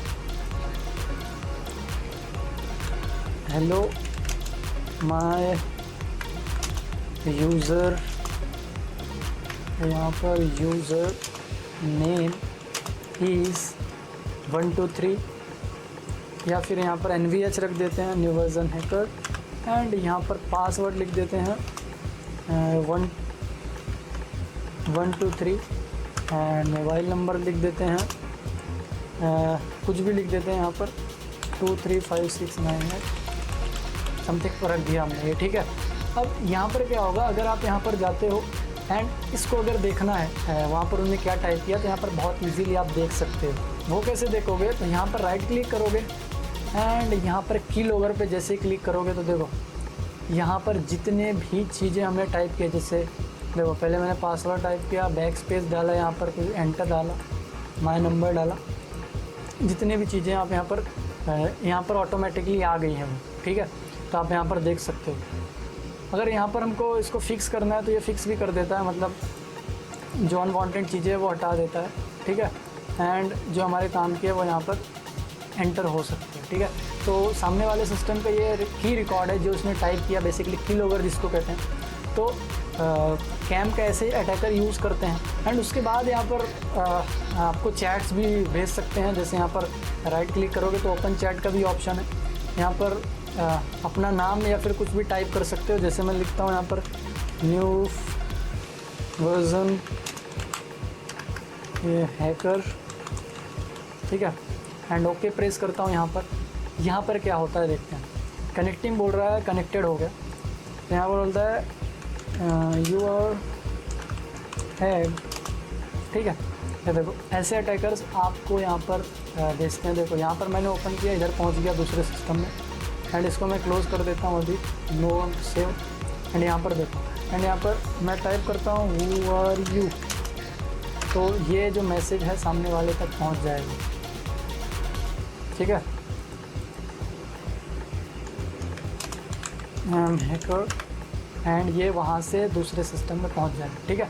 तो बेसिकली ऐसे यूज़ करते हैं हैकर्स, जो कि मतलब जो अटैकर होते हैं वो ऐसे यूज़ करते हैं ऐसे टूल्स का जिसमें बहुत सारी माल फंक्शनिंग हो सकती है। अब जनरली किसी को भी ये मैसेज मिलेगा तो वो क्या करेगा, जनरली इसको क्लोज़ करेगा, ठीक है, इसको क्लोज़ करने की कोशिश करेगा या फिर रिस्टार्ट करने की कोशिश करेगा, ठीक है। ये सिस्टम को आप रिस्टार्ट करने की कोशिश करोगे, जनरली कोई भी शटडाउन एनीवे, ठीक है, या रिस्टार्ट एनीवे। तो यहाँ पर ऐसे रिस्टार्ट होने की कोशिश करेगा जो सामने वाला सिस्टम है, एंड यहाँ पर हमारा कनेक्शन ब्रेक हो जाएगा, ठीक है। मतलब जब वो रिस्टार्ट करेगा तो हमारा कनेक्शन ब्रेक हो जाता है, या फिर अटैकर का कनेक्शन ब्रेक हो जाता है जब आप सिस्टम को रिस्टार्ट करते हैं, ठीक है। लेकिन क्या होता है जब वापस से सिस्टम रिस्टार्ट होता है, तो देखते हैं इसको स्टार्ट होने के बाद। सो यहाँ पर आप लोग देख सकते हैं ये मशीन जो है ऑन हो चुकी है, एंड मैंने इसको पावर ऑन करके लॉगिन भी कर दिया, ठीक है। अब यहाँ पर देखते हैं, सो सिस्टम के ऑन होते ही देख सकते हैं यहाँ पर वापस से कनेक्शन आ चुका है सिस्टम का बेसिकली, ठीक है। तो ऐसे ही अटैकर्स आपके फिर से कनेक्शंस को ले सकते हैं जब आप सिस्टम को रिस्टार्ट करते हैं, ठीक है। सो बहुत ही डेंजरस होते हैं ये जो मालवेयर्स होते हैं, बेसिकली ये ट्रोजन है ट्रोजन के थ्रू ये काम किया जाता है, जो कि रिमोट एक्सेस ट्रोजन होता है। अभी यहाँ पर अटैकर क्या कर सकता है, या फिर जो यूज़र है वो क्या कर सकता है, वो टास्क मैनेजर में जाएगा, ठीक है। टास्क मैनेजर में जाके यहाँ पर देखेगा कि कोई ऐसा एप्लीकेशन तो रन नहीं हो रहा है जो कि मेरे सिस्टम को हार्म करे, तो वो क्या करेगा, वहाँ पर देखेगा। अभी तो यहाँ पर लोड हो रहा है, वो वहाँ पर बेसिकली देखेगा कि जो यहाँ पर ऐसा कोई एप्लीकेशन है जो कि रन हो रहा है मेरे परमिशन के बिना, जो कि मैंने यूज़ नहीं किया। वो जनरली क्या करेगा, यहाँ पर उसको एंड टास्क कर देगा, तो वो वर्किंग बंद कर देगा, ठीक है। एंड वो पहचान लेगा इजीली, ठीक है। तो यहाँ पर अटैकर्स क्या करते हैं, बेसिकली वो अपने जितने भी डिटेल्स हैं ना, बेसिकली उनको इनक्रिप्ट करने की कोशिश करते हैं। मतलब जो मालवेयर है वो उसको इनक्रिप्ट करने की कोशिश करते हैं। वो कैसे करते हैं वो हम देखते हैं यहाँ पर। तो यहाँ पर देखेगा, देखो जैसे ये server.exe है, ये रन हो रहा है, तो इसको ये एंड टास्क कर देगा, ठीक है। तो यहाँ पर क्या होगा, बेसिकली यहाँ पर कनेक्शन टूट जाएगा। तो यहाँ पर अटैकर्स क्या करेंगे, बेसिकली उसको इनक्रिप्ट कर देंगे, अपना जो मालवेयर है या फिर अपना जो मालवेयर फाइल है उसको यहाँ पर इनक्रिप्ट कर देंगे। अब उसके लिए क्या करते हैं यहाँ पर अटैकर्स, वो देखते हैं। तो सबसे पहले यहाँ पर हम देखते हैं कि हमारी फ़ाइल कितनी डिटेक्टिबल है, या फिर जो हमारे वायरसेस हैं वो कितने इसको डिटेक्ट, मतलब जो एंटीवायरस हैं कैसे इसको डिटेक्ट कर सकते हैं। इसको डिटेक्ट करने के लिए यहाँ पर हम मतलब हमारे फाइल्स को जब स्कैन करते हैं वो मलेशियस या नहीं, यहाँ पर यूज़ करते हैं हम टोटल वायरस का, या फिर वायरस टोटल नाम है उसका, ठीक है। वायरस टोटल नाम की एक वेबसाइट है जो कि ऑनलाइन स्कैनिंग करती है, ठीक है। तो यहाँ पर वायरस टोटल पे जाते हैं हम लोग, एंड यहाँ पर उस फाइल को सिलेक्ट करेंगे जो कि हमने विक्टिम को भेजा था, अभी सामने वाले सिस्टम पे भेजा। यहाँ पर हम जाएंगे एंड डेस्कटॉप पे जाएंगे, एंड यही वाली भेजा था हमने, इसको ओपन करते हैं, ठीक है। एंड ये स्कैन कर रहा है, कंफर्म अपलोड करते हैं, एंड यहाँ पर हम कंफर्मेशन देते हैं कि वी आर नॉट रोबोट। सो यहाँ पर बहुत मुश्किल टास्क करने के बाद, वेरिफिकेशन करने के बाद यहाँ पर हम एंटर हो चुके हैं। एंड यहाँ पर फाइल्स अपलोड किया था हमने जो, वो दिख नहीं रही, कोई दिक्कत नहीं, वापस से चूज़ कर लेते हैं। यहाँ पर हमने ये फाइल चूज़ किया, ओपन, कंफर्म अपलोड, 100% अपलोड हो गई है। अब ओके, ये स्कैनिंग स्टार्ट कर रहा है, ठीक है। ये एनालाइज कर रहा है, यहाँ पर देख सकते हो आप लोग, ये यहाँ पर बता रहा है रेड में, रेड अलर्ट दे रहा है, ठीक है। तो यहाँ पर बता रहा है कि ये बहुत भयानक सा ट्रोजन है, एंड यहाँ पर बहुत रेड अलर्ट आ रहे हैं, ठीक है, बहुत ज़्यादा रेड अलर्ट आ रहे हैं, देख सकते हो आप लोग, ठीक है। एंड यहाँ पर अनडिटेक्टेड दिखा रहा है, मतलब ये फाइल जो है अनडिटेक्टेड। एंड यहाँ पर बहुत सारा, अभी इसमें सिर्फ और सिर्फ 63% यहाँ पर बता रहा है कि ये पूरे के पूरे जो है ना 63%, 73% में से 63% जो है मलेशियस है, ठीक है। तो देखो ऐसे डिटेक्ट कर सकते हो आप लोग, ये हैशेस हैं जो कि फाइल्स के होते हैं, ऐसे ही फाइल के हैश आप यहाँ पर आके निकाल सकते हो, जिससे बाद में आप जाके मैच कर सकते हो, ठीक है, टोटली वायरस टोटल पे, ठीक है। एंड यहाँ पर बिहेवियर दिख रहा है, क्या क्या बिहेवियर है इन मालवेयर्स के, सारी चीज़ें, ठीक है।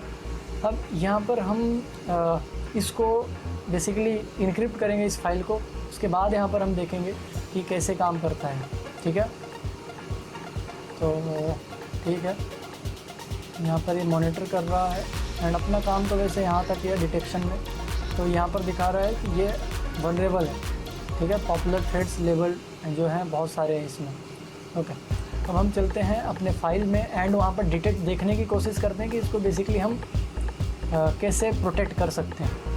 तो यहाँ पर अटैकर्स जो है ना वो जनरली क्रिप्टर्स का यूज़ लेते हैं इनक्रिप्ट करने के लिए, जैसे कि हमने देखा। तो यहाँ पर मैं अपने फोल्डर पे जाता हूँ, इसको ब्लर करते हुए लोकेशंस को, एंड यहाँ पर जाता हूँ मैं क्रिप्टर्स में, ठीक है। यहाँ पर क्रिप्टर्स हैं, एंड यहाँ पर एक क्रिप्टर है, उसको मैं ऑन कर देता हूँ, एंड देखो क्रिप्टर कैसे काम करेगा, ठीक है। यहाँ पर मैं फ़ाइल चूज़ करता हूँ, एंड ये काफ़ी छोटा है तो मैं इसको जूम कर दूँगा थोड़ा सा, एंड यहाँ पर मैं फ़ाइल सिलेक्ट करूँगा, एंड उसी फाइल को मैं चूज़ करूँगा जो मैंने वहाँ पर सामने वाले सिस्टम में भेजा था, डेस्कटॉप पे रखी हुई है, एंड सर्वर ओपन करूँगा, ठीक है। एंड उसके बाद यहाँ पर मैं startup, mutex and disable UAC and ये सारी चीज़ें मैं यहाँ पर क्लिक कर दूँगा। एंड उसके बाद यहाँ पर क्लिक कर दूँगा इनक्रिप्ट में। इनक्रिप्ट के बाद ये सेव करेगा, मैं उसको वापस से वहीं सेव कर रहा हूँ, ठीक है। एंड यहाँ पर वो इनक्रिप्ट हो चुकी है, ठीक है, ये इनक्रिप्ट हो चुकी है फाइल। एंड अब वापस से हम चलते हैं उसी वेबसाइट पे एंड इसको एक बार ट्राई करते हैं वो क्या बोलता है इसके लिए, ठीक है। एंड यहाँ पर मैं इसको रीस्टार्ट करता हूँ, बैक। यहाँ पर मैं वापस स्टार्ट कर लेता हूँ वायरस टोटल को। एंड यहाँ पर अपलोड फाइल, ठीक है। एंड ये इनक्रिप्टेड वाली फाइल जो हमने बनाई है इसको ओपन करता हूँ मैं यहाँ पर। एंड यहाँ पर कंफर्म अपलोड कर देते हैं। एंड अब ये यहाँ पर वापस से वेरीफाई कर रहा है, तो फिर से मुश्किल टास्क पूरा करने के बाद यहाँ पर हम पहुँच चुके हैं। एंड इसको वापस से अपलोड करना पड़ेगा क्योंकि वेरिफिकेशन के बाद वो फिर से अपलोड करना पड़ेगा यहाँ पर। ओके, तो यहाँ पर कंफर्म अपलोड। ओके, सो स्कैनिंग स्टार्ट कर रहा है, देखते हैं अब क्या आता है। 3 ट्रोजन यहाँ पर डिटेक्ट कर लिया उसने, सिर्फ और 4-5 कर रहा है। सो यहाँ पर देखो पहले 63 मिला था, अब सिर्फ 43 मिले हैं यहाँ पर स्कैन हुए हैं, ठीक है। मतलब यहाँ पर कम जो इनक्रिप्शन था वो थोड़ा काम कर रहा है यहाँ पर। 100% इसने सिक्योर नहीं किया, लेकिन इसने सिर्फ और सिर्फ 43 दिखाया। मतलब यहाँ पर लगभग 30 जो है वायरसेस वो छुपा दिए। अब हम ये जो हमारा अनडिटेक्टेबल हमने बनाया है वायरस जो है, इसको हम भेजते हैं वापस से सामने वाले सिस्टम में एंड देखते हैं वहाँ पर क्या क्या चीज़ें परफॉर्म होती हैं। तो इसको मैं कॉपी कर लेता हूँ एंड यहाँ पर मैं जाता हूँ अपने शेयर्ड फोल्डर में। एंड यहाँ पर मैं जो मेरा फोल्डर है उसमें मैं शेयर्ड फोल्डर में पेस्ट कर देता हूँ, ठीक है। सामने वाले सिस्टम में जाएंगे एंड उस शेयर्ड फोल्डर को एक्सेस करेंगे जो मेरा सामने है। एंड यहाँ पर मैं इसको Ctrl+C करके डेस्कटॉप में कॉपी कर दूँगा, ठीक है। अब यहाँ पर देखते हैं एंड यहाँ पर हमने डबल क्लिक किया तो एक नोटिफिकेशन पॉपअप किया था हमारे सिस्टम में। एंड देखते हैं यहाँ पर हम अपने रैट को वापस से ओपन करके देखते हैं हमारे पास वो कनेक्शन दे रहा है या नहीं दे रहा है, ठीक है। तो यहाँ पर मैं चलूँगा रैट्स में एंड रैट्स ऑलरेडी ओपन है यहाँ पर। तो यहाँ पर देखो कनेक्शन आ चुका है, ठीक है। अब यहाँ पर देखते हैं कि जो हमारा टास्क मैनेजर है उसमें शो हो रहा है या नहीं, एंड हाइड किया है या नहीं किया है वो सारी चीज़ें। सो यहाँ पर आप लोग कनेक्शन नहीं देख सकते, बेसिकली जो इनक्रिप्टेड फाइल है वो कनेक्शन नहीं दिखा सकती। एंड कई बार अगर न्यू टेक्नोलॉजी है तो डिटेक्ट भी हो जाता है, ठीक है। तो बेसिकली ऐसे यूज़ होते हैं यहाँ पर इनक्रिप्टर जो कि दिखाते ही नहीं है एंड बैकएंड में रन होते हैं। हालांकि यहाँ से दिख जाता है टास्क मैनेजर से। सो अभी तक हमने यहाँ पर सिर्फ ट्रोजन से सिस्टम को इन्फेक्टेड किया था एंड देखा था कि एक्चुअल में वो कैसे इन्फेक्ट करता है एंड क्या क्या कर सकता है जो ट्रोजन से यहाँ पर आपके सिस्टम को इन्फेक्ट करता है जो भी, ठीक है। मतलब जो भी अटैकर आपके सिस्टम में अटैक करता है ट्रोजन के थ्रू तो क्या क्या एक्सेस ले सकता है। अब हम एक वायरस के थ्रू करके देखेंगे ये सारी चीज़ें कि जब एक वायरस एंटर होता है आपके सिस्टम में तो आपके सिस्टम में क्या क्या चीज़ें होती हैं, ठीक है। तो यहाँ पर इस प्रैक्टिकल को दिखाने के लिए एक्चुअली में हम पासवर्ड चेंजिंग का देखने वाले हैं वायरस। तो यहाँ पर सबसे पहले मैं लॉगिन करूँगा। यहाँ पर देख सकते हो as a administrator user login है यहाँ पर, ठीक है। स्टार्टिंग का नाम थोड़ा सा ब्लर दिखेगा एंड एडमिनिस्ट्रेटर जो है वो आपको दिख रहा होगा। तो यहाँ पर इसको एक्चुअल में मुझे यहाँ पर मैं आपको पासवर्ड दिखाता हूँ एक्चुअल मैंने पासवर्ड क्या डाला है। तो यहाँ पर इसका पासवर्ड जो है ना PA$00RD, ठीक है। ये पासवर्ड मैंने डाला है यहाँ पर, ठीक है। आप लोग देख सकते हैं स्क्रीन पर एंड एंटर कर देता हूँ मैं इसको, ठीक है। एंड यूज़र आप लोगों ने देख लिया एंड यहाँ पर मैं लॉगिन हो चुका हूँ, ठीक है। अब यहाँ पर मैं चलता हूँ अपने ये वैसे ही है, यहाँ पर थोड़ा सर्वर दूसरा है, मतलब यहाँ पर मशीन टारगेट मशीन दूसरी है एंड यहाँ पर मैं विंडोज़ जो मेरा मैन मशीन है उससे हम यहाँ पर अटैक करेंगे, ठीक है। अब यहाँ पर मैं इसको क्लोज़ कर देता हूँ एंड यहाँ पर देख सकते हो अभी भी वो प्रैक्टिकल जो हमने किया था वो ओपन है। मैं इसको क्लोज़ कर देता हूँ, ठीक है, क्योंकि वो मशीन मैंने क्लोज़ कर दी। अब यहाँ पर हम स्टार्ट करते हैं प्रैक्टिकल को। सो यहाँ पर मैं उसी फोल्डर में जा रहा हूँ जहाँ पर मेरे टूल्स रखे हुए हैं बेसिकली, एंड टूल्स को मैं यहाँ पर एक्सेस करता हूँ। स्क्रीन आपको थोड़ी ब्लर दिख रही होगी, बट मैं आपको यहाँ पर दिखाने की कोशिश कर रहा हूँ कि एक्चुअल में कैसे अफेक्ट करते हैं। तो बेसिकली मैं यहाँ पर क्रिएट करूँगा एंड देखते हैं क्या कैसे यहाँ पर कर सकते हैं, वायरसेस कैसे काम करते हैं यहाँ पर। तो यहाँ पर मैं एक कोई भी फाइल सिलेक्ट कर लूँगा जिसमें मेरे काम का जो वायरस क्रिएटर है वो रखा हो। तो यहाँ पर मुझे मिल गया है, ठीक है, JPS करके है, एंड इसको मैं डबल क्लिक करके यहाँ पर रन करता हूँ, ठीक है। एंड ये डेंजरस भी हो सकता है, आप लोग अपने इसमें प्रैक्टिकल मत करना, ये सिर्फ एजुकेशन पर्पस के लिए है, ठीक है।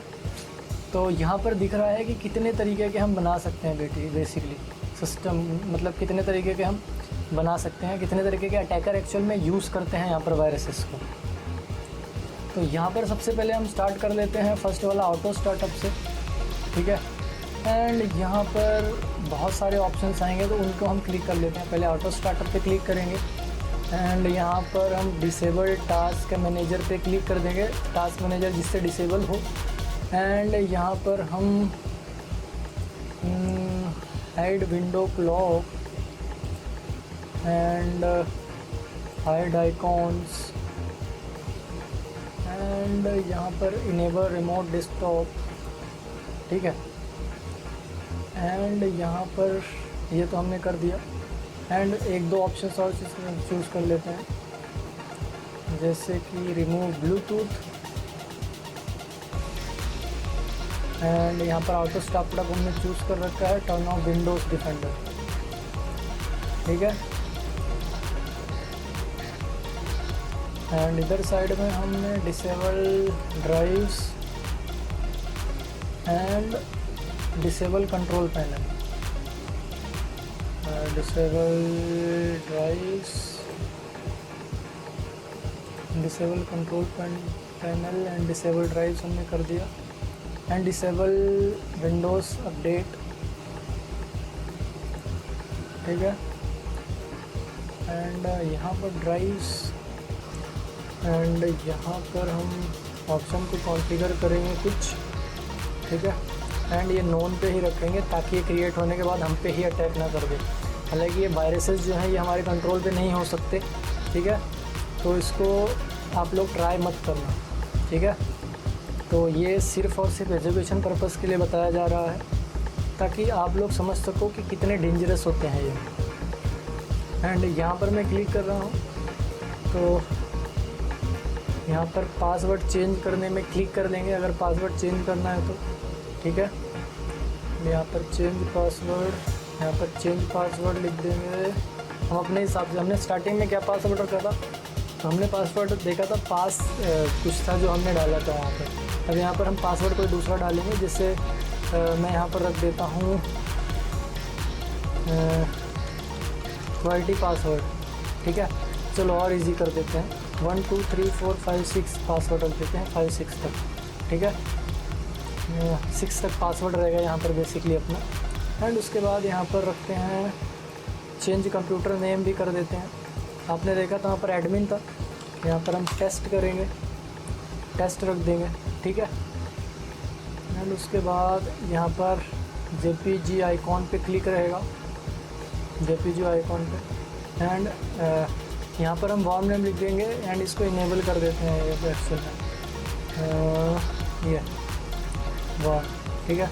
एंड यहाँ पर कुछ भी लिख देंगे, जिससे मैं यहाँ पर लिख देता हूँ फेड, FEDVR, FEDVR, ठीक है। एंड यहाँ पर 1 कर देंगे, ठीक है। एंड इसमें हम कुछ भी नाम रख सकते हैं, आप कोई भी नाम रख सकते हो बेसिकली यहाँ पर, ठीक है। इससे बॉन्डिंग नहीं है नाम की। एंड उसके बाद यहाँ पर क्रिएट वायरस, ठीक है। एंड क्रिएटेड सक्सेसफुली, ठीक है। ये क्रिएटेड हो चुका है, अभी ये वहीं पर प्लेस हुआ है जाके जहाँ पर इसको ओपन किया था। एंड ये रहा वो, ठीक है।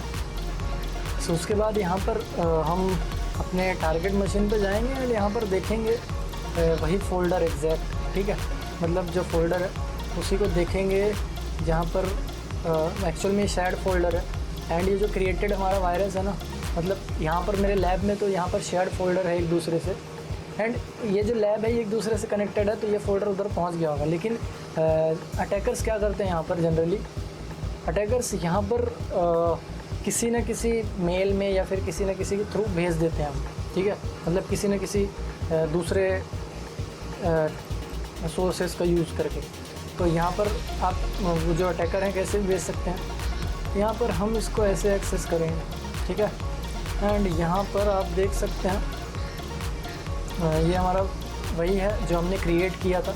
दूसरे मशीन पे हम लोग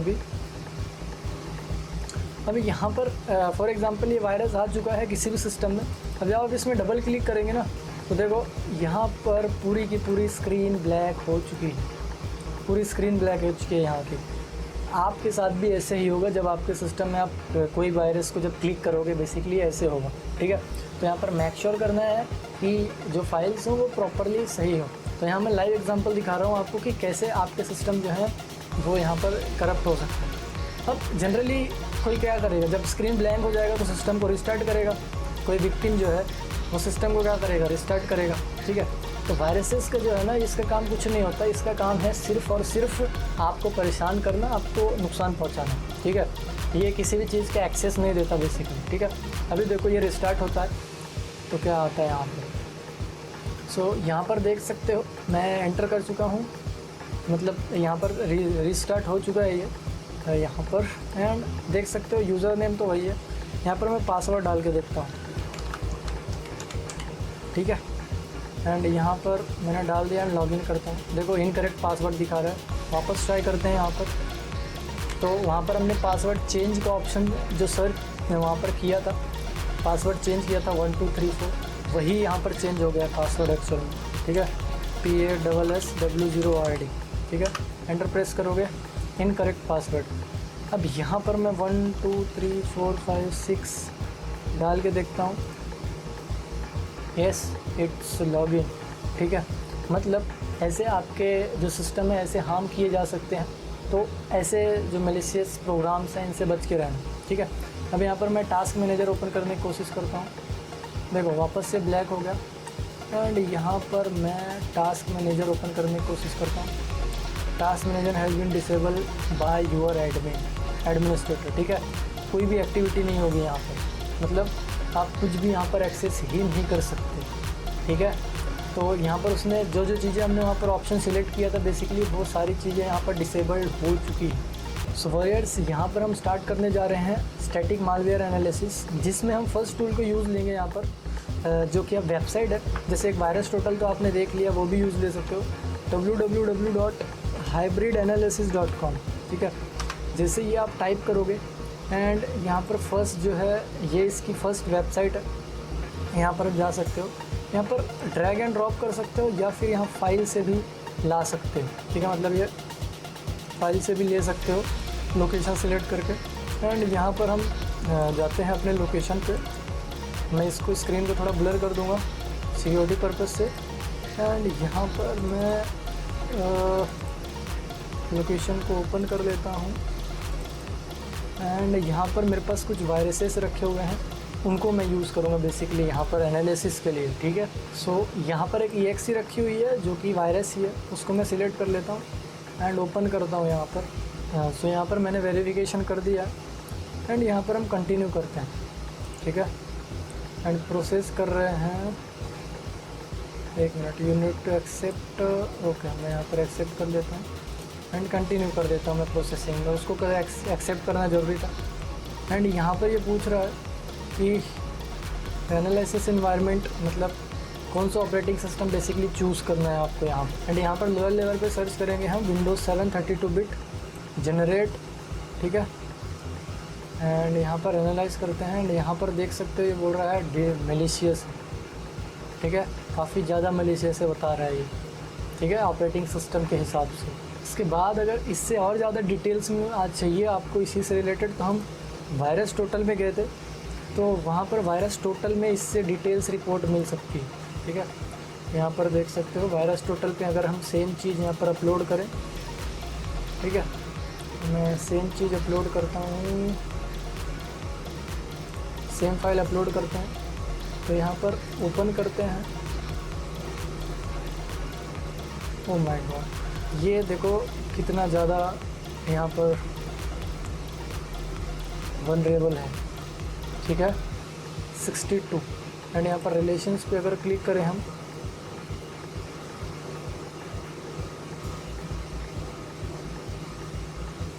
ठीक है, मतलब ये प्रीवियस रिलेशंस हैं, इससे पहले जो आ चुके हैं।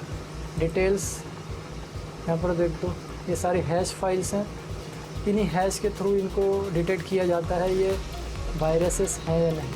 ठीक है, तो बेसिकली ऐसे आप स्कैन कर सकते हो वायरस टोटल से भी। ठीक है, एंड ये पी रिलेशन से देख सकते हो कि एक्चुअल में बता रहा है कि यहाँ पर देखो एग्जीक्यूट पेरेंट्स। ठीक है, कितनी एग्जीक्यूटेबल फाइल्स थी यहाँ पर। ठीक है, बहुत सारी एग्जीक्यूटेबल फाइल्स थी, पी सोर्सेस। ठीक है, मतलब हर तरह की जितनी भी मलेशियस चीज़ें थी यहाँ पर वो रखी हुई। आई होप आप लोग यहाँ पर समझ पा रहे होंगे कि वायरसेस को हम कैसे स्कैन करते हैं। ठीक है, फाइल इनक्रिप्टेड जो फाइल है वो सही है या गलत है, वो आप यहाँ से डिसीजन ले सकते हो। आपको उसको सिस्टम में रखना है नहीं, यहाँ से आप उसको स्कैन कर सकते हो बेसिकली। एंड सेम कुछ रिज़ल्ट इसमें भी देख सकते हो आप लोग, जैसे यहाँ पर देखो मेटा डिफेंडर, ये वायरसेस हैं एंड इतनी मलिशियस है ये फाइल। 100 में से 100 स्कोर मिला है इसको वायरस का। ठीक है, एंड यहाँ पर अगर आप रिलेशंस में क्लिक करते हो तो यहाँ पर रिमोट एक्सेस, इसकी स्पाईवेयर, फिंगरप्रिंटिंग, सारी चीज़ें इसके अंदर है। ठीक है, ये रिस्क मैनेजमेंट है, ये क्या क्या नुकसान पहुँचा सकता है आपको। ठीक है, तो ये सारे नुकसान पहुँचा सकता है ये आपके सिस्टम को। एंड सिमिलरली वॉरियर्स, यहाँ पर बहुत सारी वेबसाइट्स हैं जो कि आप एक्सेस कर सकते हो एंड वहाँ पर ये वायरस जो वायरस है उनको स्कैन कर सकते हो बेसिकली। सो यहाँ पर ये वाला कंप्लीट हुआ। अब सेकंड में चलते हैं, सेकंड करके देखते हैं।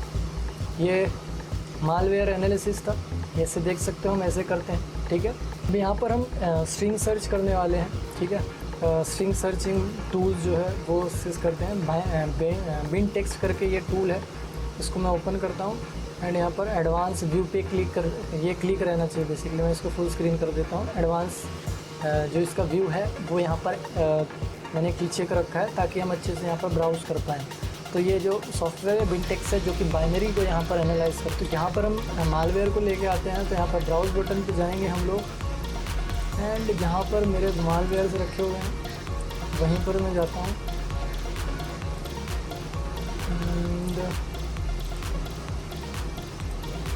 यहाँ पर वायरसेस चूज़ करता हूँ एंड इसके बाद यहाँ पर मैं चूज़ करता हूँ एक फेस EXE नाम की यहाँ पर फाइल है, उसको मैं चूज़ कर रहा हूँ एंड यहाँ पर मैंने उसको चूज़ कर लिया, उसकी लोकेशन यहाँ पर दे दी। अब इसको स्कैनिंग स्टार्ट करते हैं हम लोग इसका एंड देखते हैं क्या क्या बाइनरीज यहाँ पर हम पढ़ सकते हैं। सो जैसे यहाँ पर आप गो पे क्लिक करते हो तो ये सारी की सारी बाइनरी आप स्कैन करके ला देता है आपके सामने। ठीक है, अब हम इनको रीड करते हैं एक्चुअल में क्या क्या मलेशियस है यहाँ पर। सो यहाँ पर आप जो ग्रीन कलर का ए देख रहे हो, ये साइड में ग्रीन कलर से देख रहे हो, ये जो है स्ट्रिंग है जो कि NC है। NC आप सभी को पता होगा, अमेरिकन स्टैंडर्ड कोड। एंड यहाँ पर नीचे में आपको कुछ और दिखेगी, ये तो पूरे ग्रीन है।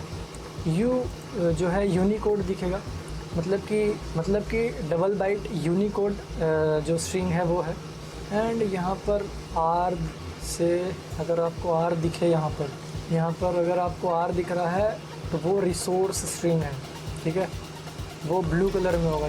एंड U जो है यूनिकोड, वो रेड में दिखेगा आपको। यहाँ पर हम R को देखते हैं, अगर R दिख गया तो वो भी मैं आप लोगों को दिखा देता हूँ। ओके, सो यहाँ पर R नहीं है, लेकिन R कहीं पर दिख जाए तो समझ जाना वो रिसोर्सेस स्ट्रिंग है। तो वॉरियर्स, यहाँ से आप लोग यहाँ पर देख सकते हो आप लोग, ये स्ट्रिंग्स हैं, ये उसकी मेम्स कोड है एंड ये स्ट्रिंग्स टोटली, मतलब उसके सामने लिखा हुआ है बेसिकली कि कौन सी स्ट्रिंग किस लिए यूज़ हो रही है। तो यहाँ पर फॉर एग्ज़ाम्पल ये देखो, ये बायोस के लिए यूज़ हो रही है, ठीक है। तो यहाँ पर आपको ये स्ट्रिंग देख के बेसिकली पहचानना है कि कोई ऐसी चीज़ तो नहीं मांग रही है जो कि हमारे सिस्टम के लिए या फिर हमारे सिस्टम के लिए हार्मफुल हो या हमारे सिस्टम को हार्म कर सकती है वो चीज़ें।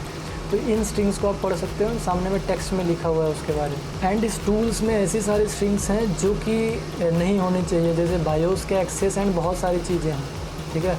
नोट इनफ स्पेस बताएगा, एरर बताएगा, ठीक है। एंड एरर से रिलेटेड बहुत सारी चीज़ें हैं। तो इसको देख के आप यहाँ पर अंदाज़ा लगा सकते हो कि वो एक मैलिशियस प्रोग्राम है, ठीक है।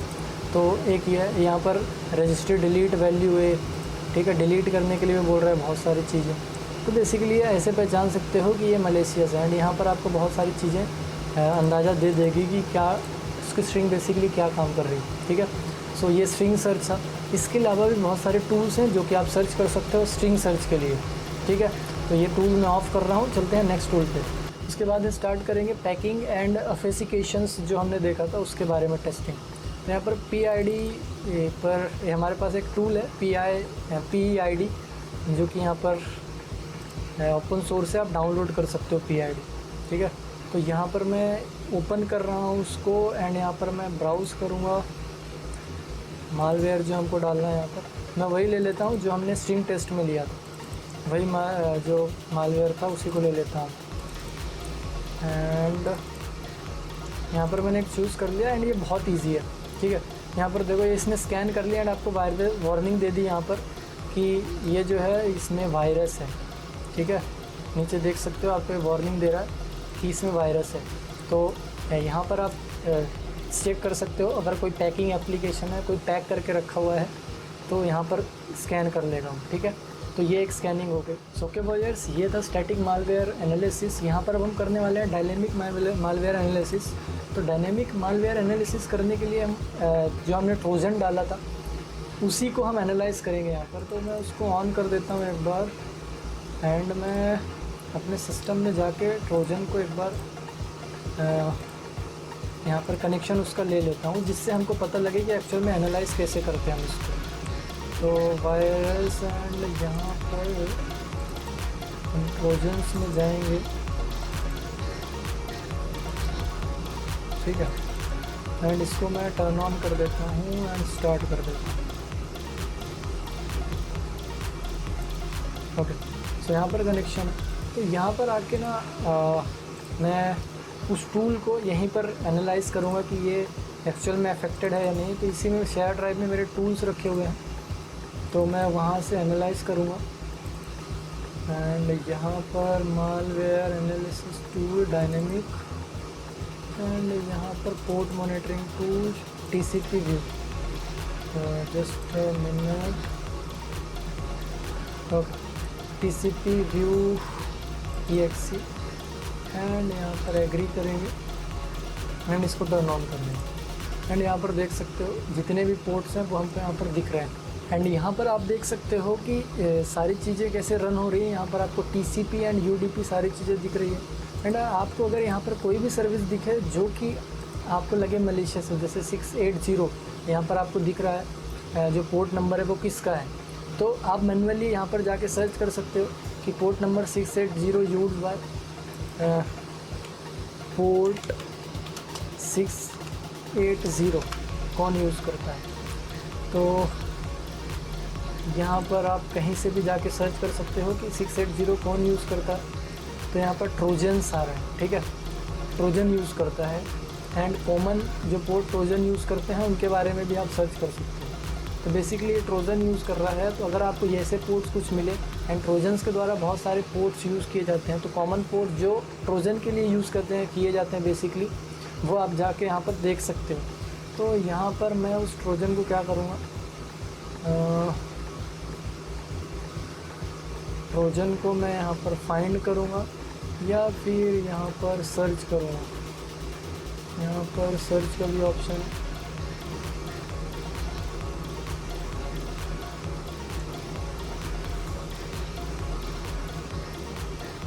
चलो यहाँ पर दिख तो नहीं रहा है, मैं कोशिश करता हूँ इसको फाइंड करने की, ठीक है। ये server.exe है, ठीक है, जो कि पोर्ट 680 पे यूज़ ले रहा है। यहाँ से आप एंड प्रोसेस कर सकते हो, ठीक है, एंड यस करके ये क्लोज़ हो जाएगा। ठीक है, मैं अभी क्लोज़ नहीं कर रहा हूँ क्योंकि इसी पे हमको और भी प्रैक्टिकल्स करने हैं। ओके, सो ये था पोर्ट मॉनिटरिंग का, ऐसे पोर्ट मॉनिटर कर सकते हो आप लोग। ठीक है, यहाँ पर टूल्स मैंने जो लिया है यूज़, उस टूल का नाम है TCP व्यूअर। ठीक है, एंड आपने देखा होगा यहाँ पर मल्टीपल चीज़ें आपको दिख रही थी, जैसे यहाँ पर देखो सिस्टम जो चीज़ें यहाँ पर रन हो रही है, प्रोटोकॉल कौन सा यूज़ हो रहा है, ठीक है, एंड एड्रेसेस कहाँ कहाँ जा रहे हैं, लोकल पोर्ट, ठीक है, रिमोट एड्रेस एंड बहुत सारी चीज़ें। सो आई होप ये चीज़ें आपको समझ में आ गई होगी।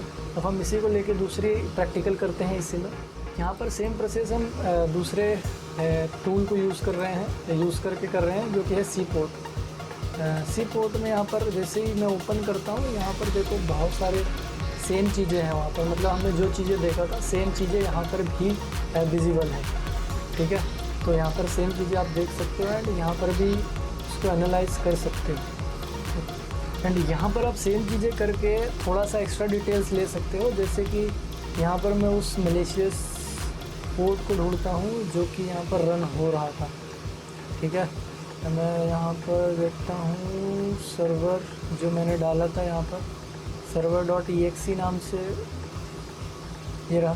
ठीक है, देखो यहाँ पर पोर्ट जो दिखा रहा है वो देख सकते हो आप लोग, इसको थोड़ा बड़ा कर दूँ, प्रोसेस आईडी, ठीक है, एंड TCP यूज़ कर रहा है प्रोटोकॉल को, रिमोट, एंड ये रिमोट एड्रेस। ठीक है, इसी पे राइट क्लिक करके अगर आप प्रॉपर्टीज़ पे जाते हो ना, तो यहाँ पर आपको सारी चीज़ें यूज़ हो दिख जाएगी, कहाँ पर इसका लोकल एड्रेस क्या है एंड कहाँ पर इसका एक्सेस लिया जा रहा है रिमोट एड्रेस का, तो वो सारी चीज़ें यहाँ पर आप देख सकते हैं। ठीक है, तो ये बेसिकली ऐसे एनालाइज कर सकते हो, अगर ट्रोजन आपके सिस्टम में है तो उनको देख के एक एक को चेक कर सकते हो आप। ओके, सो ये वाला भी प्रोसेस डन हुआ एंड इसको मैं क्लोज़ कर देता हूँ। उसके बाद यहाँ पर हम प्रोसेस मॉनिटरिंग देखने वाले हैं, जो कि प्रोसेस यहाँ पर बेसिकली हम मॉनिटर करते हैं। उसके बाद यहाँ पर हम देखने वाले हैं प्रोसेस मॉनिटरिंग, जो कि बेसिकली यहाँ पर प्रोसेस को मॉनिटर करने के लिए किया जाता है। तो यहाँ पर प्रोकमैन करके हमारे पास है एक टूल, उसको यूज़ करेंगे हम। एंड यहाँ पर आप देख सकते हो, इसके ओपन होते ही सारी डिटेल्स यहाँ पर शो हो रही है। एंड वैसे ही जैसे हमने प्रीवियस में किया था सेम, हम वहाँ पर उस सर्वर जो हमारा यहाँ पर .exe नाम का था, उसी को यहाँ पर हम सर्च करेंगे जो हमने यहाँ पर डाला था, जो कि हमारा ट्रोजन है बेसिकली। तो यहाँ पर मैं सर्वर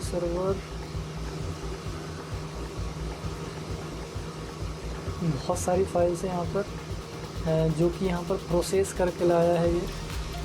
ठीक है, तो ये सारी प्रोसेस मॉनिटरिंग करता है आपके सिस्टम की। कोई भी यहाँ पर मलेशियस सॉफ्टवेयर रहा तो वो ये स्कैन कर देगा। तो यहाँ पर मैं सर्वर को फाइंड करता हूँ।